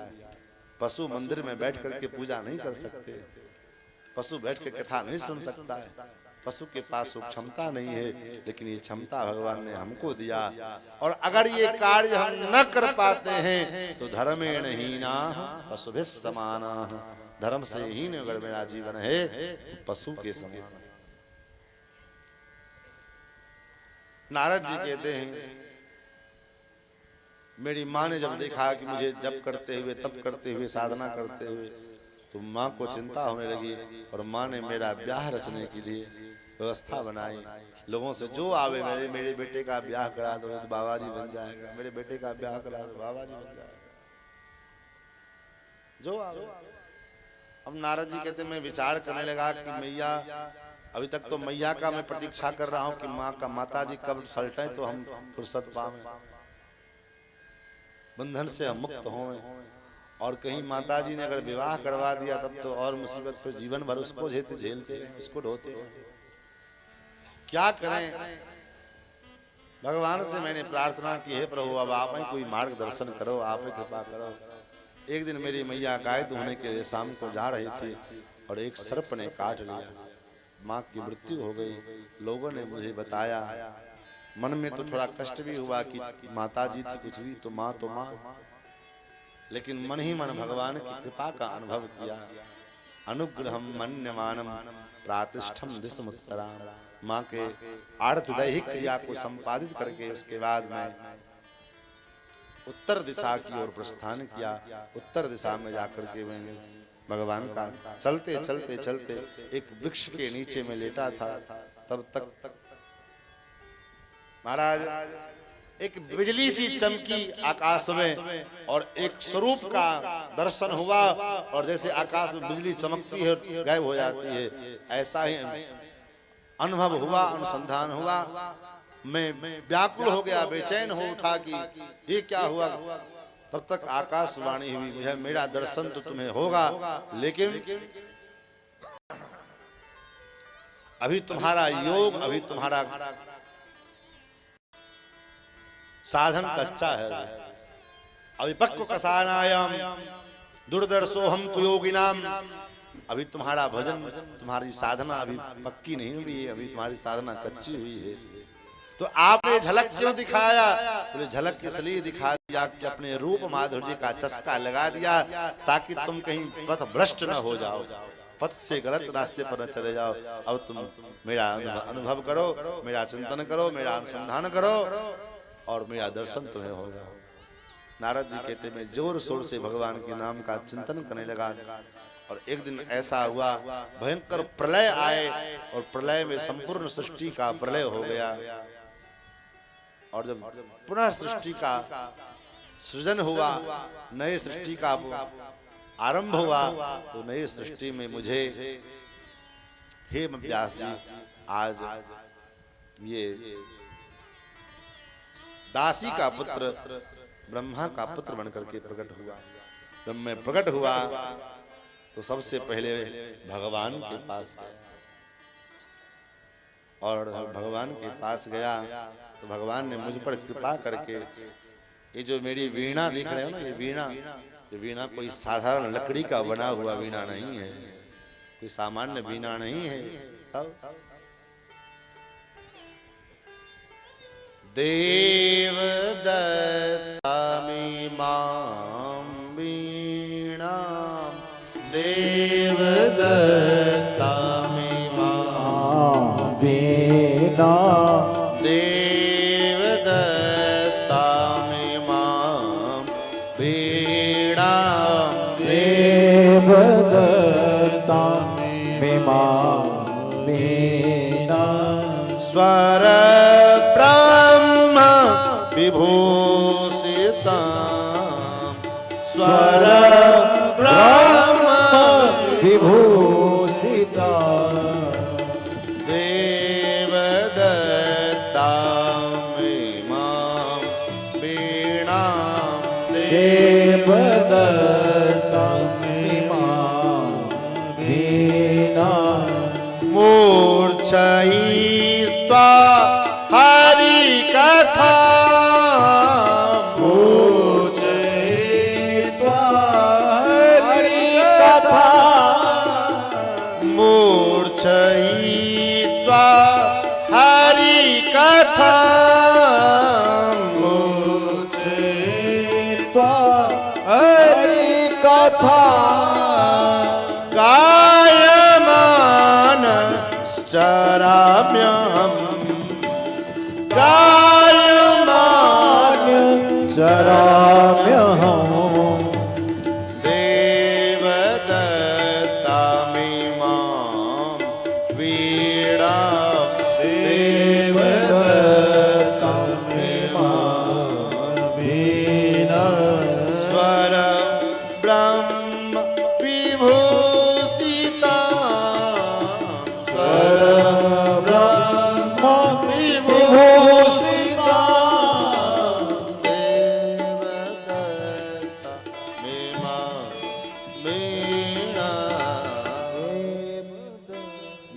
दत्ताम इमाम वीणाम। हे व्यास जी, ये जो वीणा आप देख रहे हो ये कोई साधारण वीणा नहीं है, यह तो देव दत्ताम इमाम वीणाम, भगवान श्री नारायण के द्वारा प्रदत्त ये वीणा है। और इस वीणा के ऊपर जो स्वर है वो कैसा स्वर है, जो स्वर ब्रह्म विभूषिताम, इसके ऊपर ब्रह्म स्वर का जो है स्थापन किया गया। मूर्छयित्वा हरि कथाम गायमानः सदाम्यहम्। इस वीणा को लेकर के मैं जन जन में घूमता रहता हूँ, भगवान की कथा का को गाता रहता हूँ और लोगों को कथा को सुनाता रहता हूँ। ऐसी ये वीणा। हे नारद, हे व्यास, जब मैं संत की कृपा से, संत की उच्छिष्ट प्रसादी की महिमा का के द्वारा मैं दासी का पुत्र नारद बन सकता हूँ, वृंदावन के उद्भट विद्वान और परम रसिक संतों में एक भक्तमाल में जिनको व्यास जी कह करके पुकारा गया, पंडित श्री हरिराम व्यास जी महाराज, श्री हित हरिवंश महाप्रभु के कृपा पात्र, राज पुरोहित थे महाराज, राज घराने के पुरोहित। वैराग्य हुआ जीवन में, इतने बड़े शास्त्रार्थ महारथी थे कि इनसे कोई शास्त्रार्थ में जीत नहीं पाता था। बड़े उद्भट पंडित विद्वान, शास्त्रार्थ करते करते काशी पहुंच गए और काशी में कोई भी पंडित कोई तर्क करे उसके तर्क का तुरंत खंडन कर दे।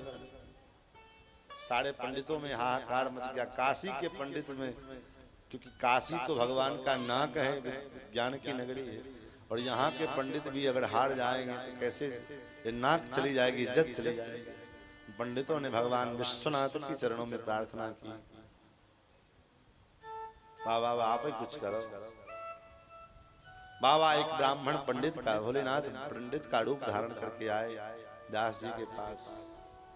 मैंने सुना है आप शास्त्रार्थ करते हो। बोले हाँ, मेरे मन में कुछ जिज्ञासा है, आप उसका समन करें। बोले हाँ करें। ज्ञान किसको कहते हैं? विद्या प्राप्त, शास्त्र का अध्ययन का परिणाम क्या है? पहला प्रश्न, शास्त्र के अध्ययन, शास्त्रों का अभ्यास का फल क्या है? बोले ज्ञान की प्राप्ति। ज्ञान क्या फल क्या है? बोले ज्ञान का फल है कि संसार के विषय वासनाओं से वैराग्य हो जाना। और वैराग्य का फल क्या है? बाबा ने पूछा वैराग्य का फल क्या है? बोले वैराग्य का फल है कि संसार के से चक्र, भगवान के चरणों में अनुराग हो जाना। विद्या का फल, शास्त्र के अभ्यास का फल ज्ञान। ज्ञान का फल संसार के विषय वासनाओं से वैराग्य, और संसार के विषय वासनाओं से वैराग्य का परिणाम फल क्या है? बोले भगवान के चरणारविंद के प्रति प्रेम। तो बाबा ने पूछा तो फिर आप यहाँ क्या कर रहे हैं? व्यास जी से पूछा फिर यहाँ आप क्या कर रहे हैं? व्यास जी को झटका सा लगा, अरे ये बात तो कभी आज तक कितने बड़े बड़े शास्त्रार्थ महारथियों को मैंने पराजित किया, लेकिन इस पर विचार नहीं गया, और इनके दर्शन मात्र से ऐसे भावना मन में आ गए, जरूर ये कोई सामान्य व्यक्ति नहीं हो सकती। चरणों में गिर पड़े, बाबा आप कौन हो, अपना परिचय दो। बाबा प्रकट हो गए और बाबा ने प्रकट होकर के कहा, हे पंडित जी, आपका काम इन तुच्छ कार्यों के लिए नहीं हुआ है। आप तो विशाखा सखी के अवतार हो, आप यहाँ क्या कर रहे हो? आप वृंदावन जाओ और वृंदावन में रस भक्ति का प्रचार प्रसार। ऐसे पंडित श्री हरिराम व्यास जी महाराज जब वृंदावन आए तो घर के लोगों को पता लगा, राजा साहब राजपुरोहित थे महाराज, सबने पता लगवाया, पता लगा वृंदावन में है, तो गए, चलो घर चलो, सब लोग गए बुलाने के लिए, घर चलिए घर चलिए, नहीं जा रहे थे। सबने गुरुजी स्वामी हरिवंश महाप्रभु जी से कहा, आपका आदेश से कभी नहीं काटेगा, आप कृपा करो, इनको आदेश दो घर जाने। भगवान व्यास जी भगवान फूट फूट कर रोवें और भगवान से यही प्रार्थना करे, हे नाथ, इस वृंदावन को से छूटने बाहर जाने के पहले या तो हमारे प्राण निकल जाएं, या तो फिर वृंदावन से हमको बाहर ना जाना पड़े। आप ऐसी कृपा करो, ऐसी कृपा करो। लेकिन अब जब लोगों ने गुरुजी को मनाया तो गुरुजी ने व्यास जी से कहा, व्यास जी अब आप एक बार घर हो आओ, लोग इतने जिद कर रहे हैं तो हो आइएगा। व्यास जी बेचारे क्या करे, जा रहे थे, तब तक वृंदावन से में कहीं झाड़ा भंडारा हुआ था, महात्माओं का, संतों का भंडारा। भंडारा के बाद जो मंगतन होती है, भंगिन जिसको कहा, सेविका, सेवा करने वाली, झाड़ू इत्यादि लगाने वाली, वो एक टोकरी में संतों के जो बचे खुचे प्रसाद जो पत्तल से बटोर बटोर करके लेकर के एक टोकरी में जमा की थी, और उस जमा करने के बाद उस लेकर के जा रहे थे।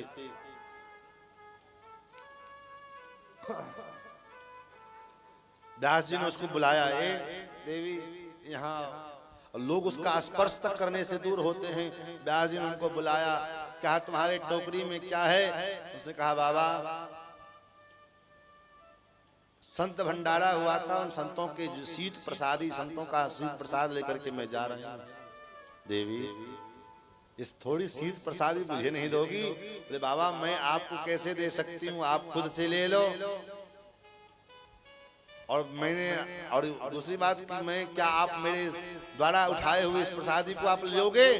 बोले अवश्य लेंगे। नीचे टोकरी उतारा, कहा देवी तुम अपने हाथों से कोई प्रसाद उठा करके दे दो, क्योंकि प्रसाद के ऊपर तुम्हारा अधिकार है, तुम लेकर के आई हो, मैं अपने से कैसे लूं, तुम स्वयं अपने हाथों से दो। देवी ने पकौड़ी प्रसाद किया जो उठाए उसमें से दिया बाबा को हाथ में, जो दिया बाबा ने कट्टे से उठा करके खाया व्यास जी ने।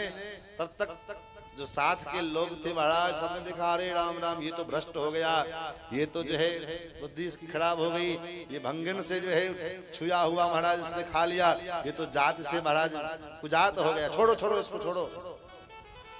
छोड़ करके वहीं चल दिए। जब चल दिए तो हरिराम व्यास जी ने भगवान के पास जाकर कितने रोए, और उस देवी के चरणों को पकड़ के रोया, हे देवी तुम बड़ी कृपालु हो, बड़ी दयालु हो, आज तुम्हारे कारण मुझे संसार का बंधन छूट गया। तो संतों के शीत प्रसादी की ऐसी महिमा। लेकिन कहने भक्तों ने कहा, भगवत रसिक रसिक की बातें, रसिक बिना को समुझ सके,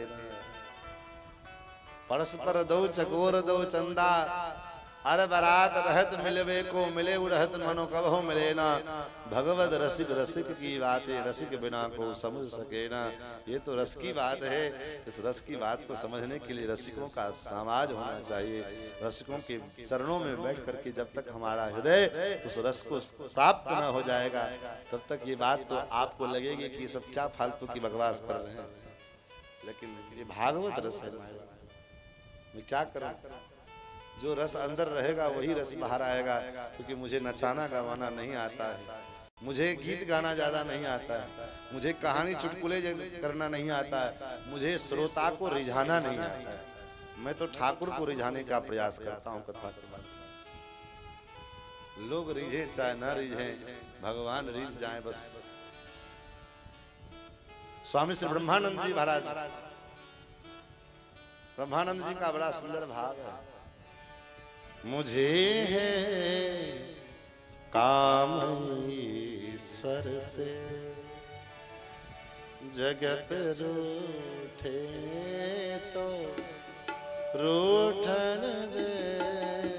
मुझे है काम ईश्वर से जगत रूठे तो रूठन दे मुझे है काम ईश्वर से जगत रूठे तो रूठन दे मुझे है काम ईश्वर से जगत रूठे तो रूठन दे मुझे का भजन करने से हरि का भजन करने से अगर छूटे तो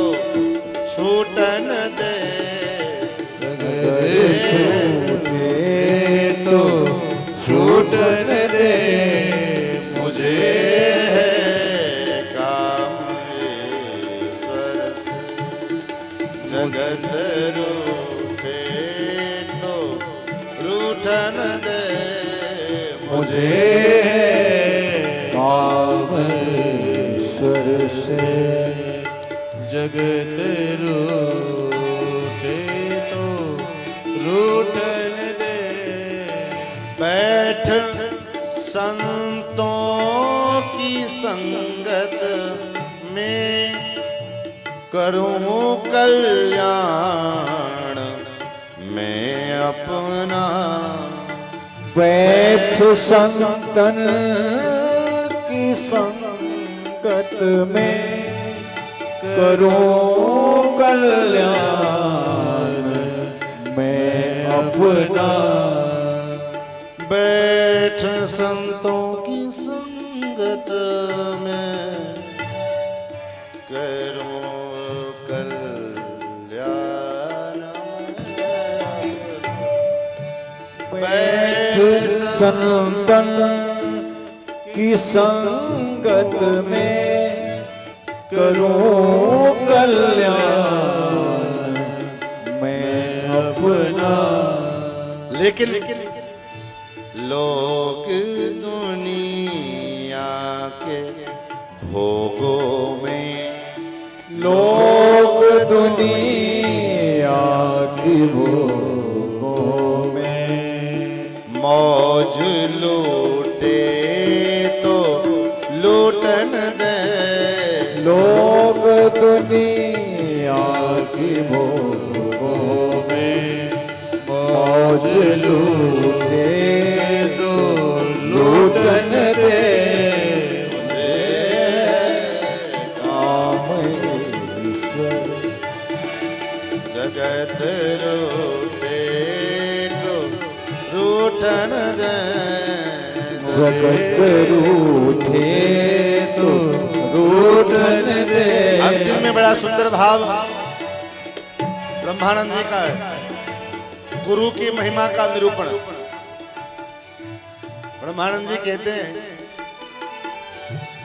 धरी सिर पाप की मटकी मेरे गुरुदेव ने झटकी धरी सिर पाप की गठरी मेरे गुरुदेव ने झटकी मेरे गुरुदेव ने झटकी मेरे गुरुदेव ने झटकी वो ब्रह्मानंद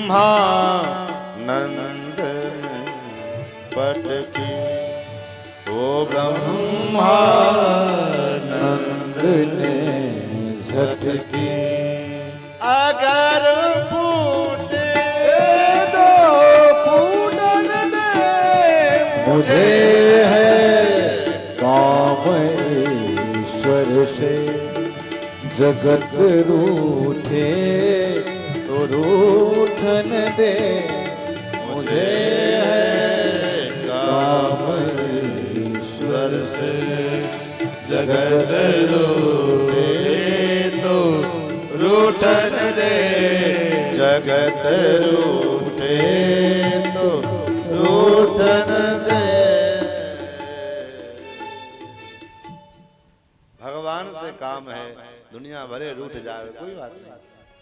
दुनिया में किस किस को मनाओगे आप? दो बेटा है ना, एक को ज्यादा प्यार करोगे दूसरा फोड़ देगा, हमको तो मानते नहीं।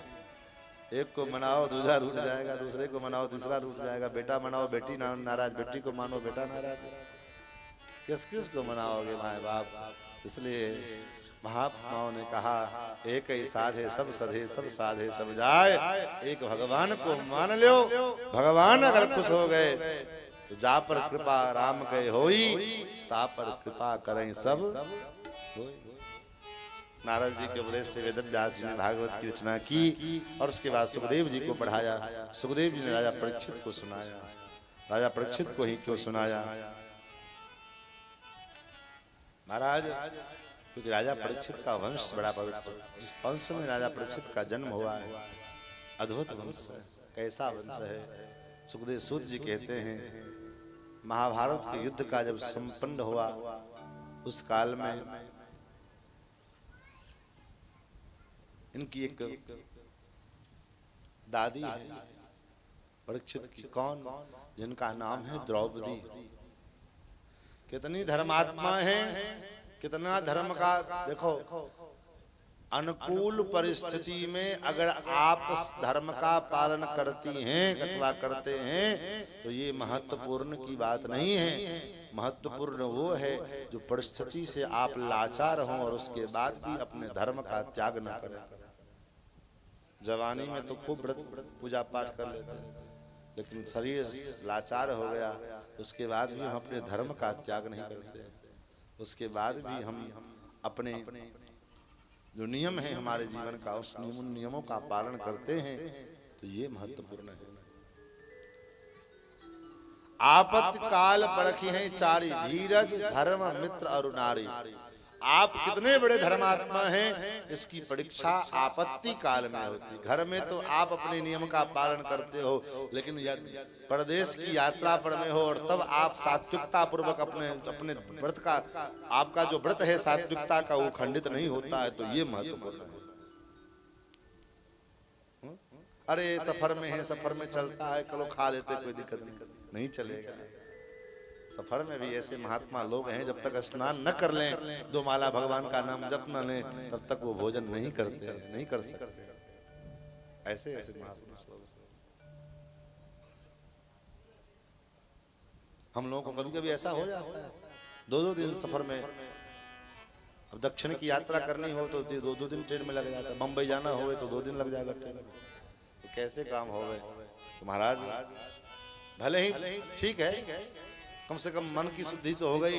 एक लोटा जल ला करके बाथरूम में ही देह पर डाल दिया, कपड़ा बदल लिया, बस हो गया।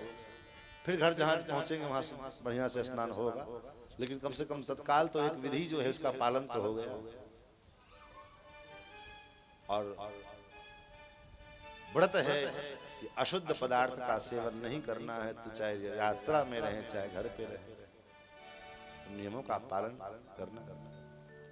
द्रौपदी इनकी माँ दादी है और 5 बेटों की हत्या अश्वत्थामा ने दुर्योधन के इशारे पर किया, धोखे से किया। पांडव को समझ करके पांडव को बेटों को मार दिया। रात्रि में सोते हुए अवस्था में इतना बड़ा जघन्य अपराध।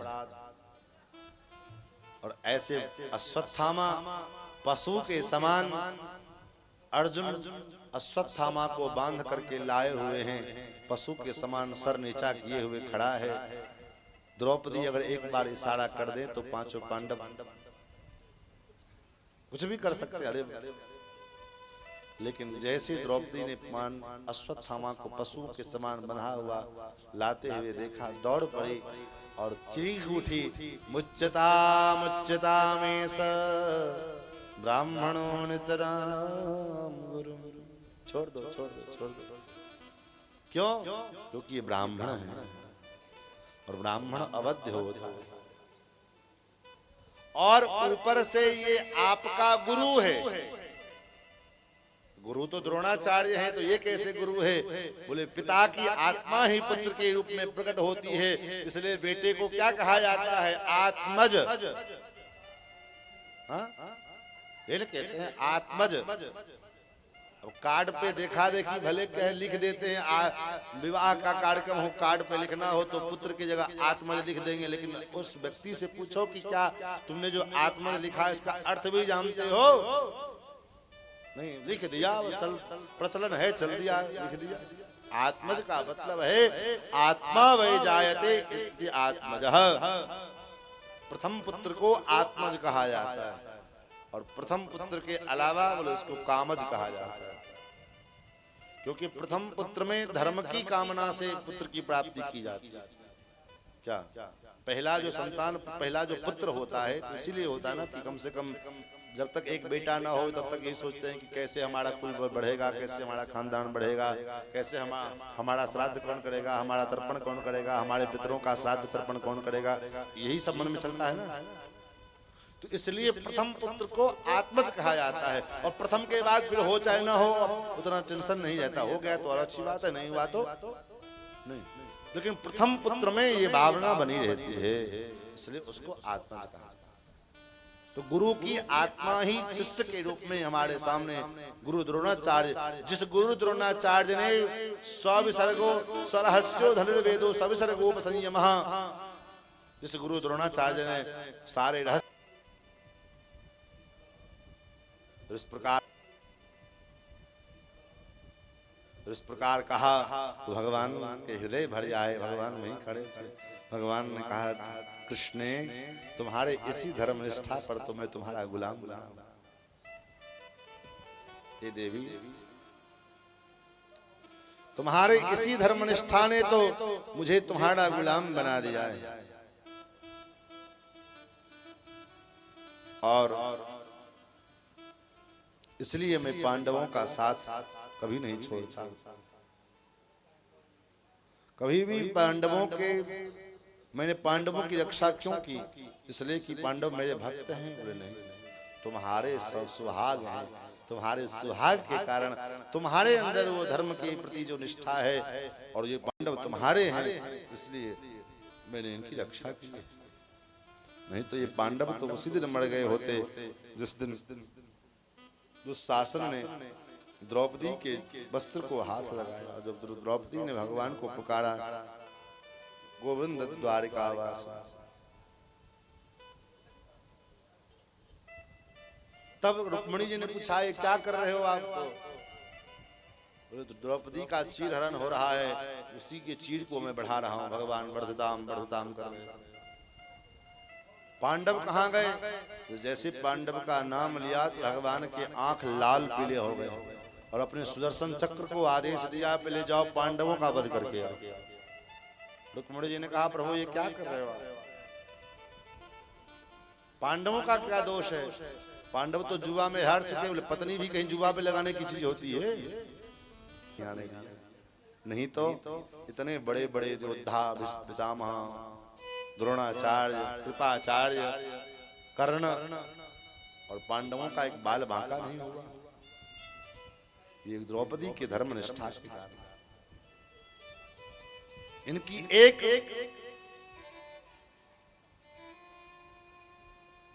इनकी माता जी हैं, परीक्षित की माता जी हैं। कौन? ये सब के सब इस वंश में आपको गजब के मिलेंगे। इनकी माता जी उत्तरा, तो उत्तरा के गर्भ पर में अभिमन्यु जो है अश्वत्थामा ने ब्रह्मास्त्र का प्रयोग किया, तो उत्तरा घबराई, और उत्तरा घबरा करके भगवान के पास में आई। हे गोविंद पाहि पाहि महायोगिन देव देव जगत्पते नान्यं तद्भयं पश्ये यत्र मृत्युः परस्परम। पाहि माम हे नाथ रक्षा करो। क्यों? क्या हुआ? आपके अलावा मुझे और कोई दिखता नहीं है जो मुझे अभय प्रदान कर सके। और भगवान ने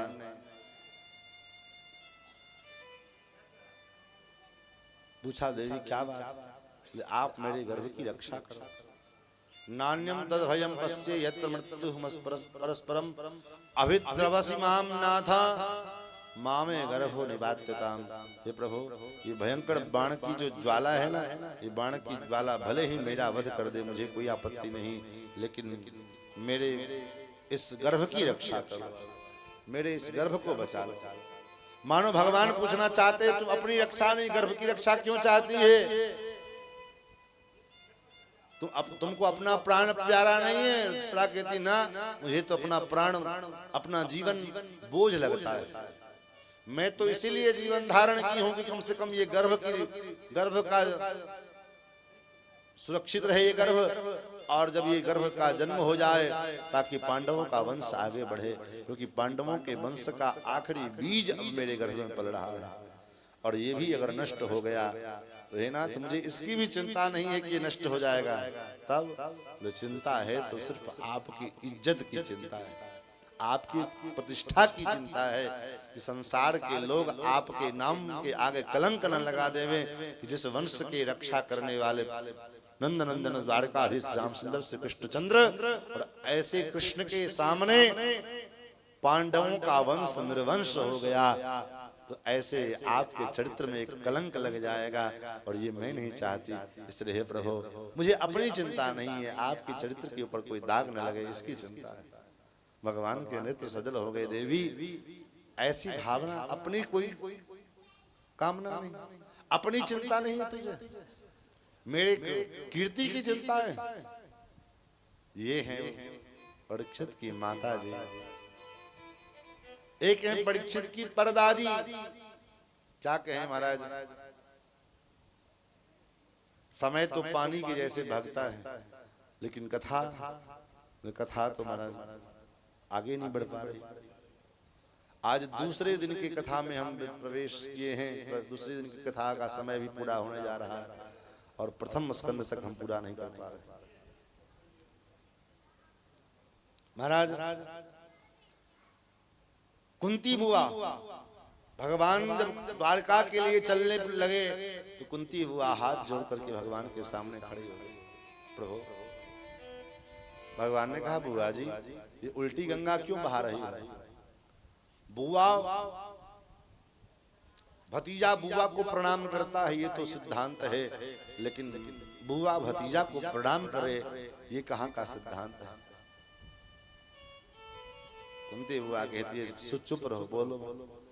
जैसे मुझे तुम्हारे बारे में थोड़ा भी ज्ञान होता है तो तुम बुआ कहकर के मेरे सारे ज्ञान को हरण कर लेते हो। मैं जानती हूँ तुम कौन हो। नमस्ते पुरुषं तद्यं ईश्वरः प्रकृते परम अलक्ष्यं सर्वभूतानां अंतर्बहिर्वस्थितम्।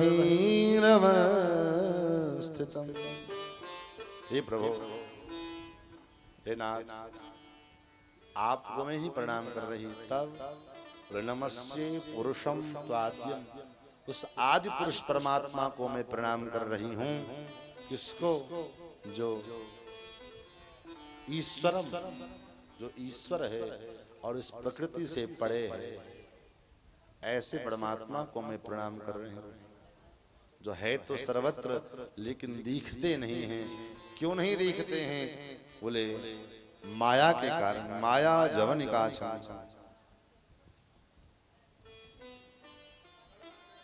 महाराज, कुंती बुआ ने बड़ी सुंदर स्तुति भगवान की। बुआ, क्या चाहती हो? चाहती क्या हो? कुंती बुआ ने कहा, बस जो मांगूंगी दोगे। भगवान ने कहा, तुमको मांगने में विलंब हो सकता है, यहाँ देने में विलंब नहीं होगा। पक्का? बोले हाँ। बोले तो एक ही चीज दे दो। बोले क्या? बोले विपदः सन्तु न शश्वत् तत्र तत्र जगत गुरो भवतो दर्शनम यस्यात् औपुनर्भव दर्शनम। देवी हे प्रभु, मेरे जीवन में मुझे पग पग पर विपत्ति प्राप्त हो, आप ऐसी कृपा करो। हमें पग पग पर में हर जगह क्षण क्षण में विपत्ति प्राप्त होती रहे। भगवान ने कहा बुआ जी, क्या विपत्ति से पेट नहीं भरा है? जीवन भर तो तुमने विपत्ति ही झेला है। जन्म हुआ तो पिता माता बिछड़ गए, विवाह हुआ तो पति पांडुरोगी, और विवाह के कुछ ही दिन के बाद पति का वियोग हो गया। बच्चे कैसे कैसे उन बच्चों का पालन किया। शत्रु कोई बाहर का नहीं, घर में शत्रु बैठा है और निरंतर हमेशा मारने का षड्यंत्र कर रहा है। कभी लाक्षागृह के माध्यम से, कभी जो है विष दे करके अनेक प्रकार के षड्यंत्र रचा जा रहा है। और उसके इतने सारे विपत्तियों को भोगने के बाद आज तुम्हारा पुत्र चक्रवर्ती सम्राट बना, आज तुम्हें सुख भोगने का अवसर आया तो तुम विपत्ति मांग रही हो। कुंती बुआ ने कहा हाँ श्याम सुंदर। क्यों? बोले जिसको संसार के लोग विपत्ति समझते हैं, वास्तव में विपत्ति है ही नहीं, वह तो संपत्ति है।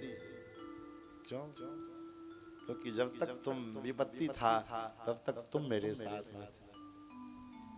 भवतो दर्शनम, विपत्ति के कारण आपका दर्शन हुआ, और जैसा आपका दर्शन हुआ, आपके दर्शन के साथ साथ अपुनर्भव दर्शन। अपुनर्भव का मतलब जो दोबारा न होने वाला दर्शन, ऐसा दर्शन दोबारा संभव नहीं, एक अर्थ। दूसरा अर्थ है अपुनः भवः। भवः माने संसार। जो पुनः इस संसार में नहीं आने वाले महात्मा लोग हैं, ऐसे जो बड़े बड़े दुर्वासा प्रभृति ऋषि मुनि महात्मा, अमलात्मा, विमलात्मा, उन महात्माओं का दर्शन तुम्हारे कारण होता रहा मुझे। इसलिए हे श्याम सुंदर, भवतो दर्शनम यस्यात् पुनर्भव दर्शनम, इसलिए मुझे पग पग पर विपत्ति चाहिए। संसार के लोग जिसको विपत्ति मानते हैं, वो विपत्ति नहीं, वो तो संपत्ति है। विपत्ति क्या है? बोले विपदो नैव विपदः संपदो नैव संपदः, विपत् विष्णु स्मरणम संपन्न नारायण स्मृति। जिस दिन हम भगवान को भूल जाएं, ये कथा आप सुन रहे हैं, भगवान ने कृपा की आप पर में कि चलो बहुत बीती थोड़ी रही, बहुत बीत गया जीवन का हिस्सा, थोड़ा सा शेष बचा है। अब इस थोड़े से समय में यही प्रयास करना है। जब भगवान ने वैष्णव अपने शरण में ले लिया, आज भागवत सुन रहे हैं, तो अब जितना अधिक से अधिक हो सके जग प्रपंच से दूर रहने का प्रयास कीजिए।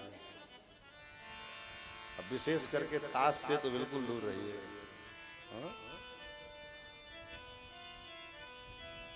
खेले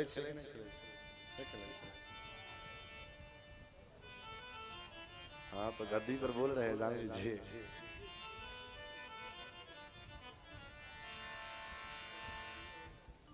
और विशेष करके जिस परंपरा से आप जुड़े हैं, ये परंपरा नाम की कृपा, नाम महिमा की परंपरा है। और यहाँ तो केवल कोई काम ना हो, केवल नाम की बस उपासना होती रहे। जिसको महाप्रभु जी ने कहा, हरे नाम हरे नाम एव केवलम कलौ नास्ते नास्ते नास्ते गतिरन्यथा। और जीव नित्य जो है भगवान श्याम सुंदर का दास है, लेकिन उसमें और सोने में सुहागा हो गया। जीव नित्य स्वरूप तो भगवान से कृष्ण का दास है ही, लेकिन आज पुनः उस पर मोहर लग गया, उस पर मोहर लग गया। महाप्रभु जी ने जो कहा, जीवेर स्वरूप है नित्य श्री कृष्ण दास, तो कृष्ण का जो दास, तो आज उस कृष्णदास के ऊपर एक मोहर और लग गया कि आप पक्के कृष्णदास हो। तो कृष्णदास हुए हैं, तो कृष्णदास का जो धर्म है, इस धर्म का अवश्य पालन करिए। और जो नहीं हुए हैं वो भी हो जाए तो अच्छी बात। मैया ने कहा, जिसको विपत्ति मानते हो वो विपत्ति नहीं है, वो तो संपत्ति है। विपत्ति तो वो है जिस दिन हम भगवान को भूल जाए, जिस दिन भगवान का स्मरण छूट जाए, वास्तविक में वो विपत्ति उसको कहा जाता है। उसी को गोस्वामी जी ने मानस में कहा, कह हनुमंत विपत्ति प्रभु सोए, कह हनुमंत विपत्ति प्रभु सोए, कह हनुमंत विपत्ति प्रभु सोए, कह हनुमंत विपत्ति प्रभु सोए, जब तब सुमिरन भजन न होए, जब तब सुमिरन भजन न होई, जब तब सुमिरन भजन न होए, जब तब सुमिरन भजन न होई, कह हनुमंत विपत्ति प्रभु सोए, कह हनुमंत विपत्ति प्रभु सोए, कह हनुमंत विपत्ति प्रभु सोई। विपत्ति क्या है? जब तब सुमिरन भजन न हो, जिस दिन आपका स्मरण न हो, जिस दिन हम रोज 10 माला भगवान के नाम का जप करते हैं, उसमें से आज 1 माला कम हो गया, 2 माला कम हो गया, जान जाओ सबसे बड़ी विपत्ति का घड़ी वही है। विपत्ति वो नहीं है कि आपका व्यापार कर्जे में चला गया है, आप कर्जे में चले गए, वो विपत्ति नहीं है। विपत्ति है सब कुछ चलता रहे साथ साथ, प्रधानता भगवान की। एक भक्त में और एक सामान्य मनुष्य में क्या अंतर है? वे भक्त भी वही काम करता है और वो सामान्य मनुष्य भी वही काम करता है। जो एक संसारी जीव एक परिवार का भरण पोषण करता है, और संत महात्मा बोले उनके यहाँ हजारों के हजारों संख्या में लोग रोज भोजन करते हैं। एक से एक आश्रम है, सैकड़ों गायें, सैकड़ों लोग भोजन प्रसाद ग्रहण करते हैं, लेकिन वो भी मठ मंदिर बनाते हैं, मकान ईटा पाथर जोड़ते हैं, लेकिन दोनों में अंतर क्या है? क्रिया तो दोनों की समान है, लेकिन अंतर क्या है दोनों में? अंतर यही है कि सामान्य व्यक्ति जो मकान बनाता है तो इस सोच के बनाता है कि मैं इसमें मैं रहूंगा, मेरे बच्चे रहेंगे, मेरे नाती रहेंगे, मेरे पोता रहेंगे, मेरे वो रहेंगे। और महात्मा बनाते हैं, वही ईटा पाथर जोड़ने का काम महात्मा भी करते हैं, लेकिन उनका उद्देश्य रहता है कि राम जी की ये आश्रम किसका है? राम जी का है। ये मंदिर किसकी है? राम जी का मंदिर है। ये भवन क्यों बना रहे हैं? इसमें राम जी के जो अभ्यागत भक्त लोग आएंगे उसके ठहरने की व्यवस्था की जा रही है। क्रिया दोनों में वही है। अर्थोपार्जन महात्मा भी करते हैं, ऐसी बात नहीं है। संत महात्मा भी रुपया कमाते हैं, लेकिन किस भाव से कमाते हैं? बोले ये जो धन संपत्ति आ रहा है, इससे ठाकुर की सेवा होगी और ठाकुर के भक्त जनों की सेवा होगी, संतों का परमार्थ होगा, संतों की भंडारा होंगे, सेवा होगी। हमारे अयोध्या में जो लोग गए होंगे, अयोध्या में एक बड़ा प्रसिद्ध स्थान है मणिराम दास जी की छावनी, जिसको आजकल छोटी छावनी के नाम से जाना जाता है। मणिराम दास जी महाराज थे, तो वहां संतों का खूब रोज भंडारा आज भी चलता है। सैकड़ों 200-400 संत महात्माओं का रोज भोजन वहां चलता है। महात्मा लोग पड़े रहते हैं, भोजन प्रसाद पाते हैं।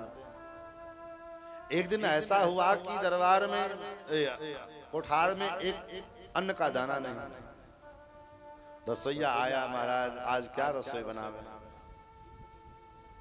क्योंकि अनाज तो कुछ नहीं है,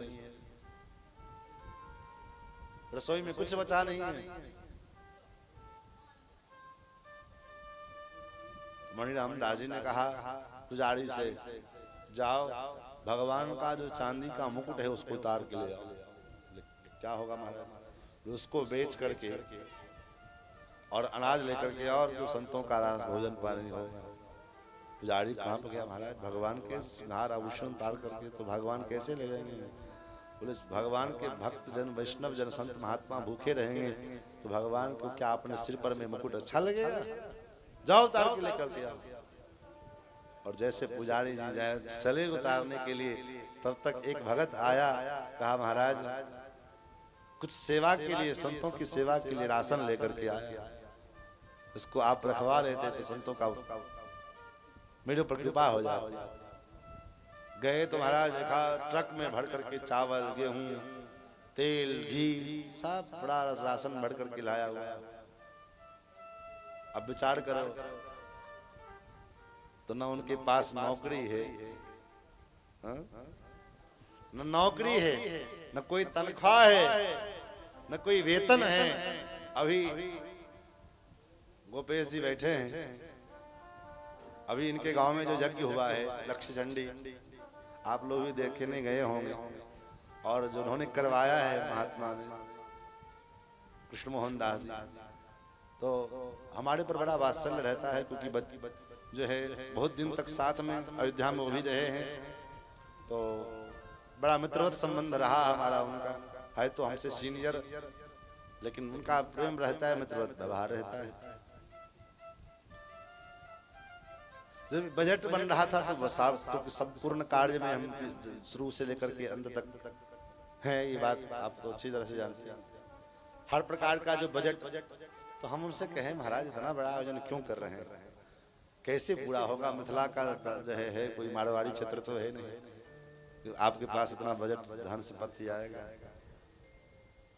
तो हंसते रहते। कभी इतने बड़े आयोजन के करने के पश्चात भी इतने लोग आए, इतना बड़ा खर्च हुआ, ये हुआ वो सब कुछ हुआ, लेकिन कभी भी उनके चेहरे पर क्रोध और कभी भी डिप्रेशन उनको हमने नहीं देखा। लगभग साल भर उनके साथ काम करते रहे, जहां तहां कथाओं महात्माओं से मिलने भी जाना हुआ तो कभी भी हमेशा सब हो जाएगा, सब हो जाएगा, सब हो जाएगा। ये कैसे होगा?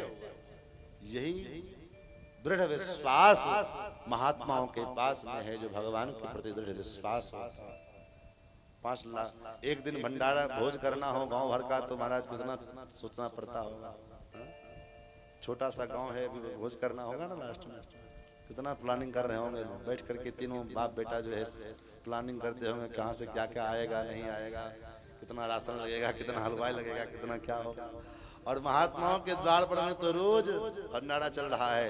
तीर्थराज प्रयाग में देखे होंगे आप, इतने लाखों के लाखों संख्या में लोग गए, क्या किसी होटल में खाते थे क्या? सब कुछ होटल में खाता था, कोई प्लानिंग नहीं, कोई कुछ नहीं, और सब चकाचक चल रहा है। ये किसका कारण है? जो संत भगवान के चरणों में जो दृढ़ विश्वास है।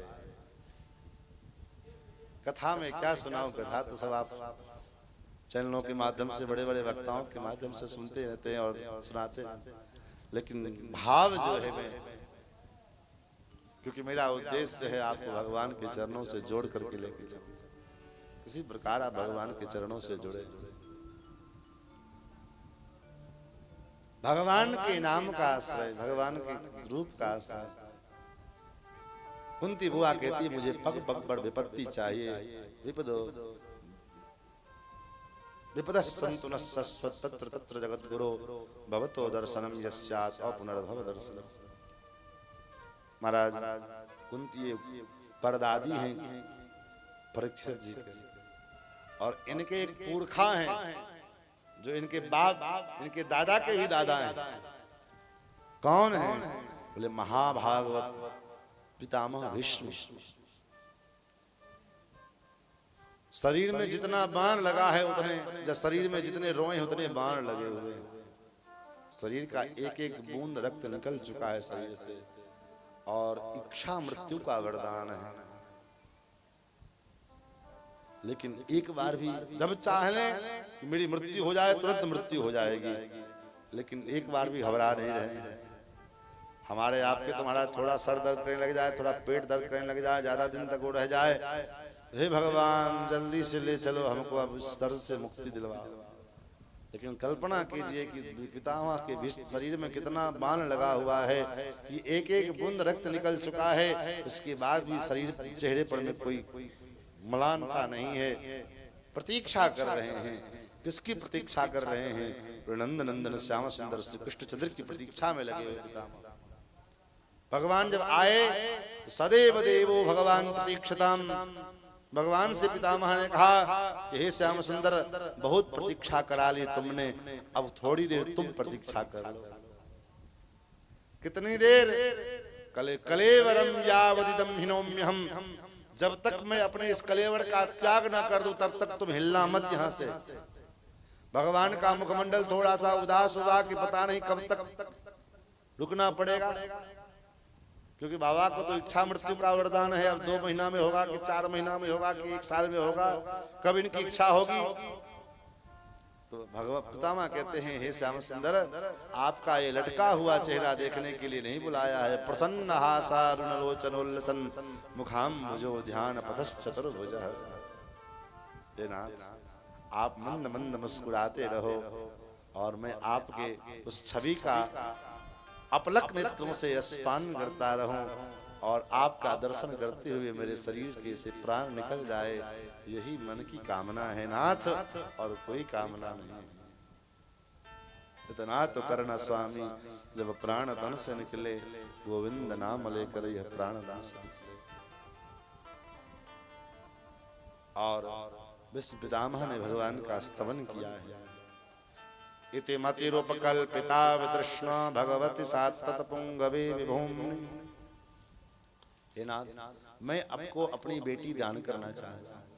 बाबा, ब्याह तो तुम्हारा ही नहीं हुआ है, बेटी कहां से आएगा? पितामह कहते हैं, मति रूपी पुत्री, मैं अपनी मति रूपी बेटी आपको दान करना चाहता हूं। अच्छा, तो तुम्हारे इस बेटी की क्या योग्यता है? पितामह कहते हैं, वितृष्णा, किसी प्रकार की कोई ईर्ष्णा नहीं, ये वितृष्णा है। इसलिए हे श्याम सुंदर, मेरे इस मति रूपी पुत्री के योग्य आपके सिवा दूसरा कोई वर नहीं है, इसलिए हे नाथ इसको स्वीकार करो। और भगवान के स्वरूप का चिंतन करते हुए पितामह भीष्म त्रिभुवन गमनम तमाल वर्णम रघुर गौरवराम्बरम दधाने वपुरलकुलावृतान्नाब्जं विजय सखेरतिरस्तु मे नवद्या। हे त्रिभुवन कमनम, आपकी जो सुंदरता है वो कैसी है? त्रिभुवन कमनीय। तमाल वर्णम, तमाल कहते हैं ताल, तार के वृक्ष को तमाल कहा जाता है। ताल के वृक्ष का कलर कैसा होता है? ताल के वृक्ष का कलर कैसा होता है? सांवड़ा सांवड़ा। बरसात के महीने में जब उसके ऊपर पानी पड़ता है और सायंकाल सूर्यास्त, पानी भरने के बादल हटने के बाद सायंकाल सूर्यास्त के बाद जब सूर्यास्त की किरणें उस भीगे हुए ताल के वृक्ष के ऊपर जब पड़ते हैं तो जैसे लगता है पीले पीले काला काला वो ताल का वृक्ष, और उसके ऊपर जब पीला पीला सूर्य का किरण का प्रभाव पड़ता है तो जैसे लगता है कि सोने का वो आभूषण कोई चमक रहा हो। तो यहाँ पर मैं वही भाव का अनुसंधान करते हुए श्री विश्व पितामह कहते हैं, त्रिभुवन कमनम तमाल वर्णम रविकर गौरवराम्बरम दधाने। आपका सांवला सांवला शरीर और उसके ऊपर ये दिव्य पीतांबर उसी प्रकार खिलता है जैसे तमाल के वृक्ष के ऊपर बरसात के महीने में सूर्य का प्रकाश सायंकाल को पड़ता है तो चमकता है। याद है आपको वो दिन? स्वनिगमपहाय मत प्रतिज्ञां मृत कर्ति मृत मधिकर्तुमवप्लुतो रथस्थः धृतरथ चरणोऽध्याचलतु हरिरिवहन्तु निभं गतोत्तरीयः। हे प्रभु, एक बार आपकी प्रतिज्ञा और मेरी प्रतिज्ञा सामने आमने सामने टकरा गई। पितामह की भगवान की क्या प्रतिज्ञा थी? बोले भगवान की प्रतिज्ञा थी कि मैं महाभारत के युद्ध में शस्त्र नहीं उठाऊंगा, और पितामह ने आज प्रतिज्ञा की है, आज जो हरिहीन शस्त्र कहा हूं तो लाजो गंगा जननी को शांतनु सुतन कहा हूं। आज जो शस्त्र कहा हूं और पितामह भीष्म ने चंदन साज महारथ खंडों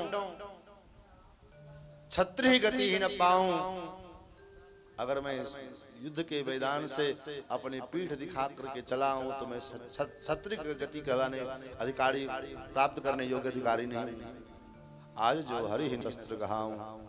और पितामह ने उस दिन ऐसा प्रचंड प्रहार करना आरंभ किया कि भगवान को लगा कि कहीं ऐसा ना हो कि मेरा अर्जुन मर जाए। अर्जुन का पूरा शरीर लहूलुहान, भगवान का भी शरीर लहूलुहान कर दिया पितामह भीष्म ने। तो पितामह भीष्म ने जब भगवान के शरीर को भी लहूलुहान कर दिया, तब पितामह भगवान अपने रथ से कूदे और रथ से कूद करके सामने एक टूटा हुआ रथ का पहिया पड़ा था, उसी को लेकर के भगवान दौड़ पड़े। जब भगवान दौड़ पड़े तो श्री विश्व पितामह कहते, प्रभो धृत रथ चरणोध्यात चलत गुहु। जब आप रथ के पहिए को लेकर के आप मुझ पर दौड़े तो कैसा लग रहा था? किसी बूढ़े गजराज के ऊपर में कोई सिंह झपट्टा मार रहा है। और उस समय पृथ्वी कंपायमान हो गई। पृथ्वी क्यों कंपायमान हो गई? पृथ्वी विचार करने लगी कि जब अभी अभी इन्होंने वचन दिया था कि मैं शस्त्र नहीं उठाऊंगा और अपने वचन को भूल गए, तो मुझे तो बहुत पहले का वचन दिया हुआ है कि तुम्हारे ऊपर से असुरों का वध करूंगा, दुष्टों का वध करूंगा, कहीं वो मेरे वचन को भूल न गए। तो भगवान ने अपने उत्तरी को दूत बना करके पृथ्वी को सांत्वना देने के लिए अपने दुपट्टे को नीचे गिरा दिया कि जाओ और जाकर के मेरी पृथ्वी को सांत्वना दो। देवी तुम चिंता मत करो, ये प्रतिज्ञा जो भंग हुआ है ये भक्त और भगवान के बीच की प्रतिज्ञा है, और भक्त के कारण तो भगवान अपनी प्रतिज्ञा छोड़ ही देते हैं। प्रबल प्रेम के पाले पढ़कर प्रभु को नियम बदलते देखा, अपना मान भले टल जाए निज भक्त का मान न टलते देखा। तो ये भक्त और भगवान के बीच की प्रतिज्ञा है, इसलिए तुम चिंता मत करो, तुम्हारी प्रतिज्ञा तो मुझे याद है। इसलिए गीता में भगवान ने अर्जुन से कहा, अर्जुन तुम संकल्प प्रतिज्ञा करो। क्या प्रतिज्ञा करें? कौन्तेय प्रतिजानीह न मे भक्तः प्रणश्यति। हे कुंती नंदन, हे अर्जुन, तुम प्रतिज्ञा करो कि मेरे भक्त का कभी नाश नहीं होगा। अर्जुन मुस्कुराए। अर्जुन ने कहा, महाराज भक्त आपका है और प्रतिज्ञा मैं करूं? बोले हाँ। क्यों? क्योंकि मेरी प्रतिज्ञा कभी कभी छूट जाती है, टूट जाती है, और जब तुम प्रतिज्ञा कर लोगे तो तुम्हारी प्रतिज्ञा का पालन मैं करूंगा। ये भाव। ऐसे विश्व पितामह भगवान के रास स्वरूप का अनुसंधान करते हुए और अपने शरीर को से प्राण को उत्सर्जित करके भगवान के चरणों में अर्पित किया और महाप्रयाण किया है पितामह भीष्म ने। फिर तो भगवान ने पितामह के आर्तदैहिक क्रियाओं का संपादन युधिष्ठिर जी के द्वारा करवाया, और उसके बाद भगवान द्वारकापुरी में आए हैं। द्वारकापुरी में भगवान का राजोचित स्वागत किया गया है। इधर उस गर्भगत शिशु का पुनर्जन्म हुआ और नाम पड़ा विष्णुरात। विष्णुना रातः दत्तः इति विष्णुरातः। अर्जुन के द्वारा पता लगा कि भगवान नंदन श्याम सुंदर अपनी लीलाओं को पूर्ण करके अब इस धराधाम को छोड़कर जा चुके हैं, तो पांडवों ने भी परीक्षित जी को चक्रवर्ती सिंहासन पर में बिठाया, हस्तिनापुर के सिंहासन पर में, और स्वयं स्वर्गारोहण किए। इधर परीक्षित जी महाराज जब राजा बने 16 वर्ष की अवस्था में, तो एक दिन परीक्षित जी महाराज दिग्विजय करने के लिए निकले। रास्ते में देखा कि एक दुबला पतला बैल, जिस बैल को और एक 3 पैर से जो है लंगड़ा वो बैल है, और एक दुबली पतली गाय है जिसको एक काले रंग का पुरुष बड़ी बेरहमी से पीट रहा है। बैल से पूछा, आप कौन हैं? आप कोई क्यों मार रहे हैं? किसने आपकी दशा की है? तो उस वृषभ ने कहा कि मैं किसका नाम बताऊं? वेदांत की बात माने तो वेदांती लोग कहते हैं कि का जो है सुख दुख कुछ होता नहीं, प्रारब्ध में जो लिखा है उसको भोगना पड़ता है। मीमांसकों की बात माने तो मीमांसक कहते कर्मेत मीमांसकाः, मीमांसक लोग सुख दुख के पीछे अपना ही कर्म का को कारण मानते हैं।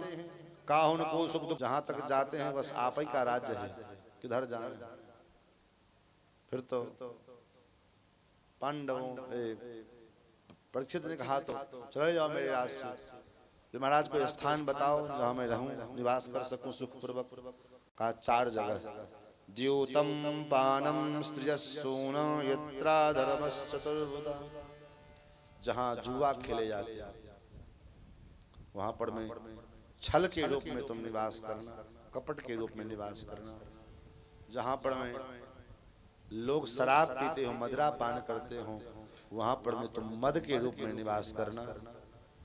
और जहां स्त्रियां अंग व्यापार अपने धर्म का त्याग करके करती हो, वहां पर मैं तुम काम के रूप में, और जहां अपने जिह्वा के स्वाद की पूर्ति के लिए निशंसता पूर्वक निर्दयता पूर्वक अन्य पशु पक्षियों की हत्या की जाती हो, वहां पर मैं तुम निर्दयता के रूप में, क्रूरता के रूप में निवास करना।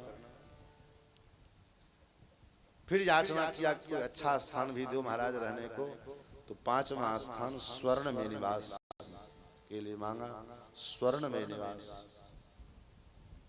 एक दिन राजा परीक्षित शिकार करने के लिए चले,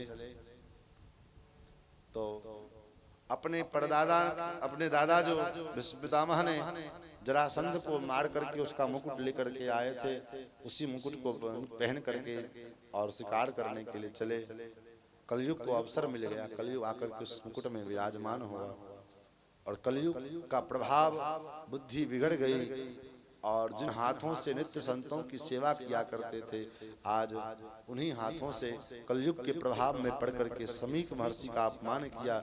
समीक महर्षि के गले में मड़े हुए सर्प की माला डाल दी।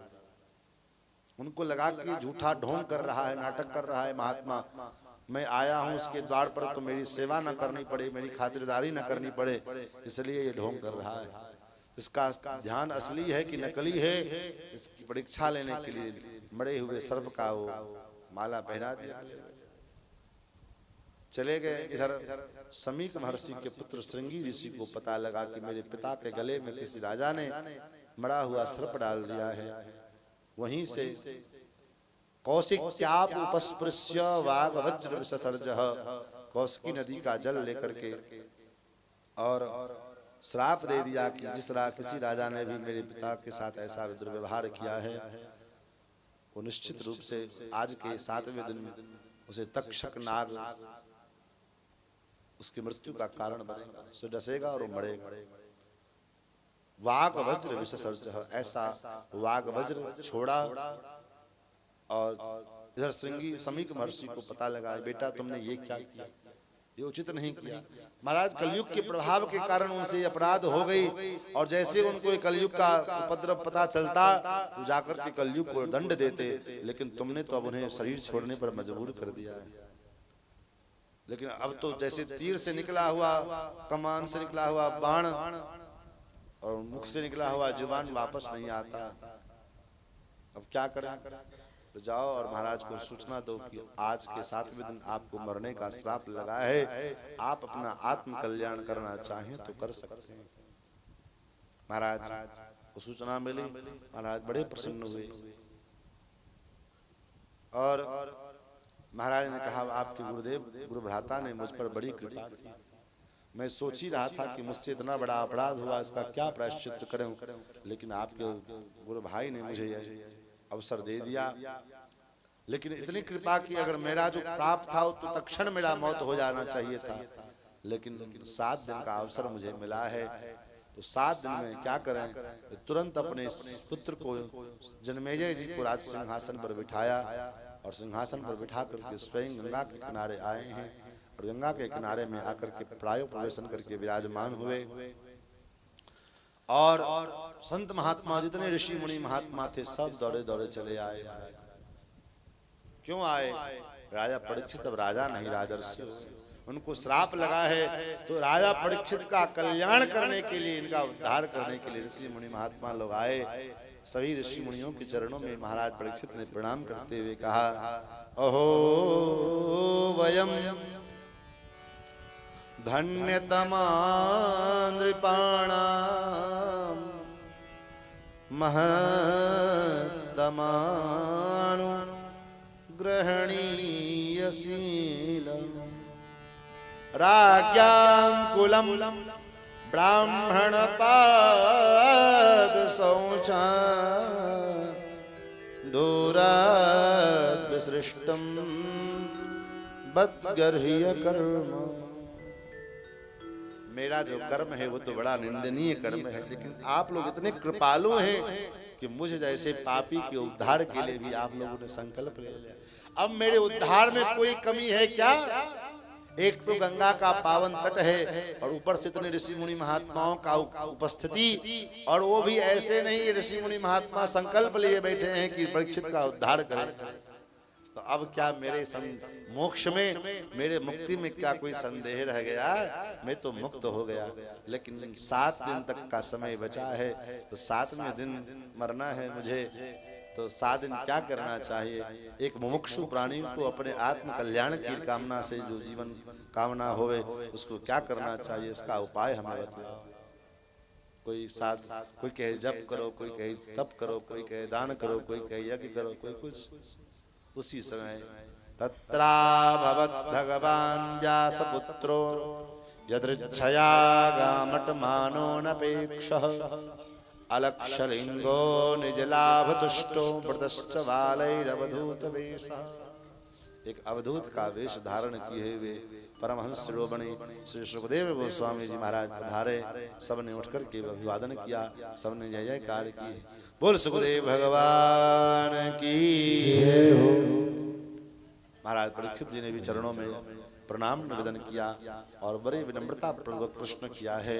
अतः पृच्छामि संसिद्धिं योगिनां परमं गुरुं पुरुषस्य यत् कार्यं म्रियमाणस्य सर्वथा जो म्रियमाण प्राणी है उसका आत्म कल्याण कैसे हो, इसका उपाय हमको बतलाइए।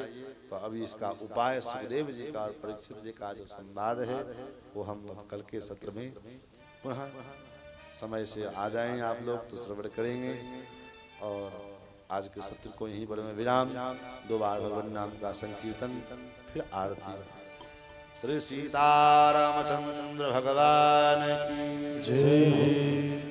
सीताराम सीताराम सीताराम जय सीताराम सीताराम सीताराम सीताराम राम जय सीताराम। सीताराम सीताराम सीताराम जय सीताराम। सीताराम सीताराम सीताराम जय सीताराम। राजा राम राजा राम राजा राम जय राजा राम। राजा राम राजा राम राजा राम जय राजा राम। सियाजू राम सियाजू राम सियाजू राम सियाजू राम सियाजू राम सियाजू राम सियाजू राम सियाजू राम। पहुन माराम पहुन माराम पहुन माराम पहुन माराम पहुन माराम पहुन भाव से गाइए। पहुन माराम पहुन माराम। दुलरुआ राम दुलरुआ राम दुलरुआ राम दुलरुआ दुलरुआ राम दुलरुआ राम दुलरुआ राम दुलरुआ राम। सीताराम सीताराम सीताराम जय सीताराम। सीताराम सीताराम सीताराम जय सीताराम।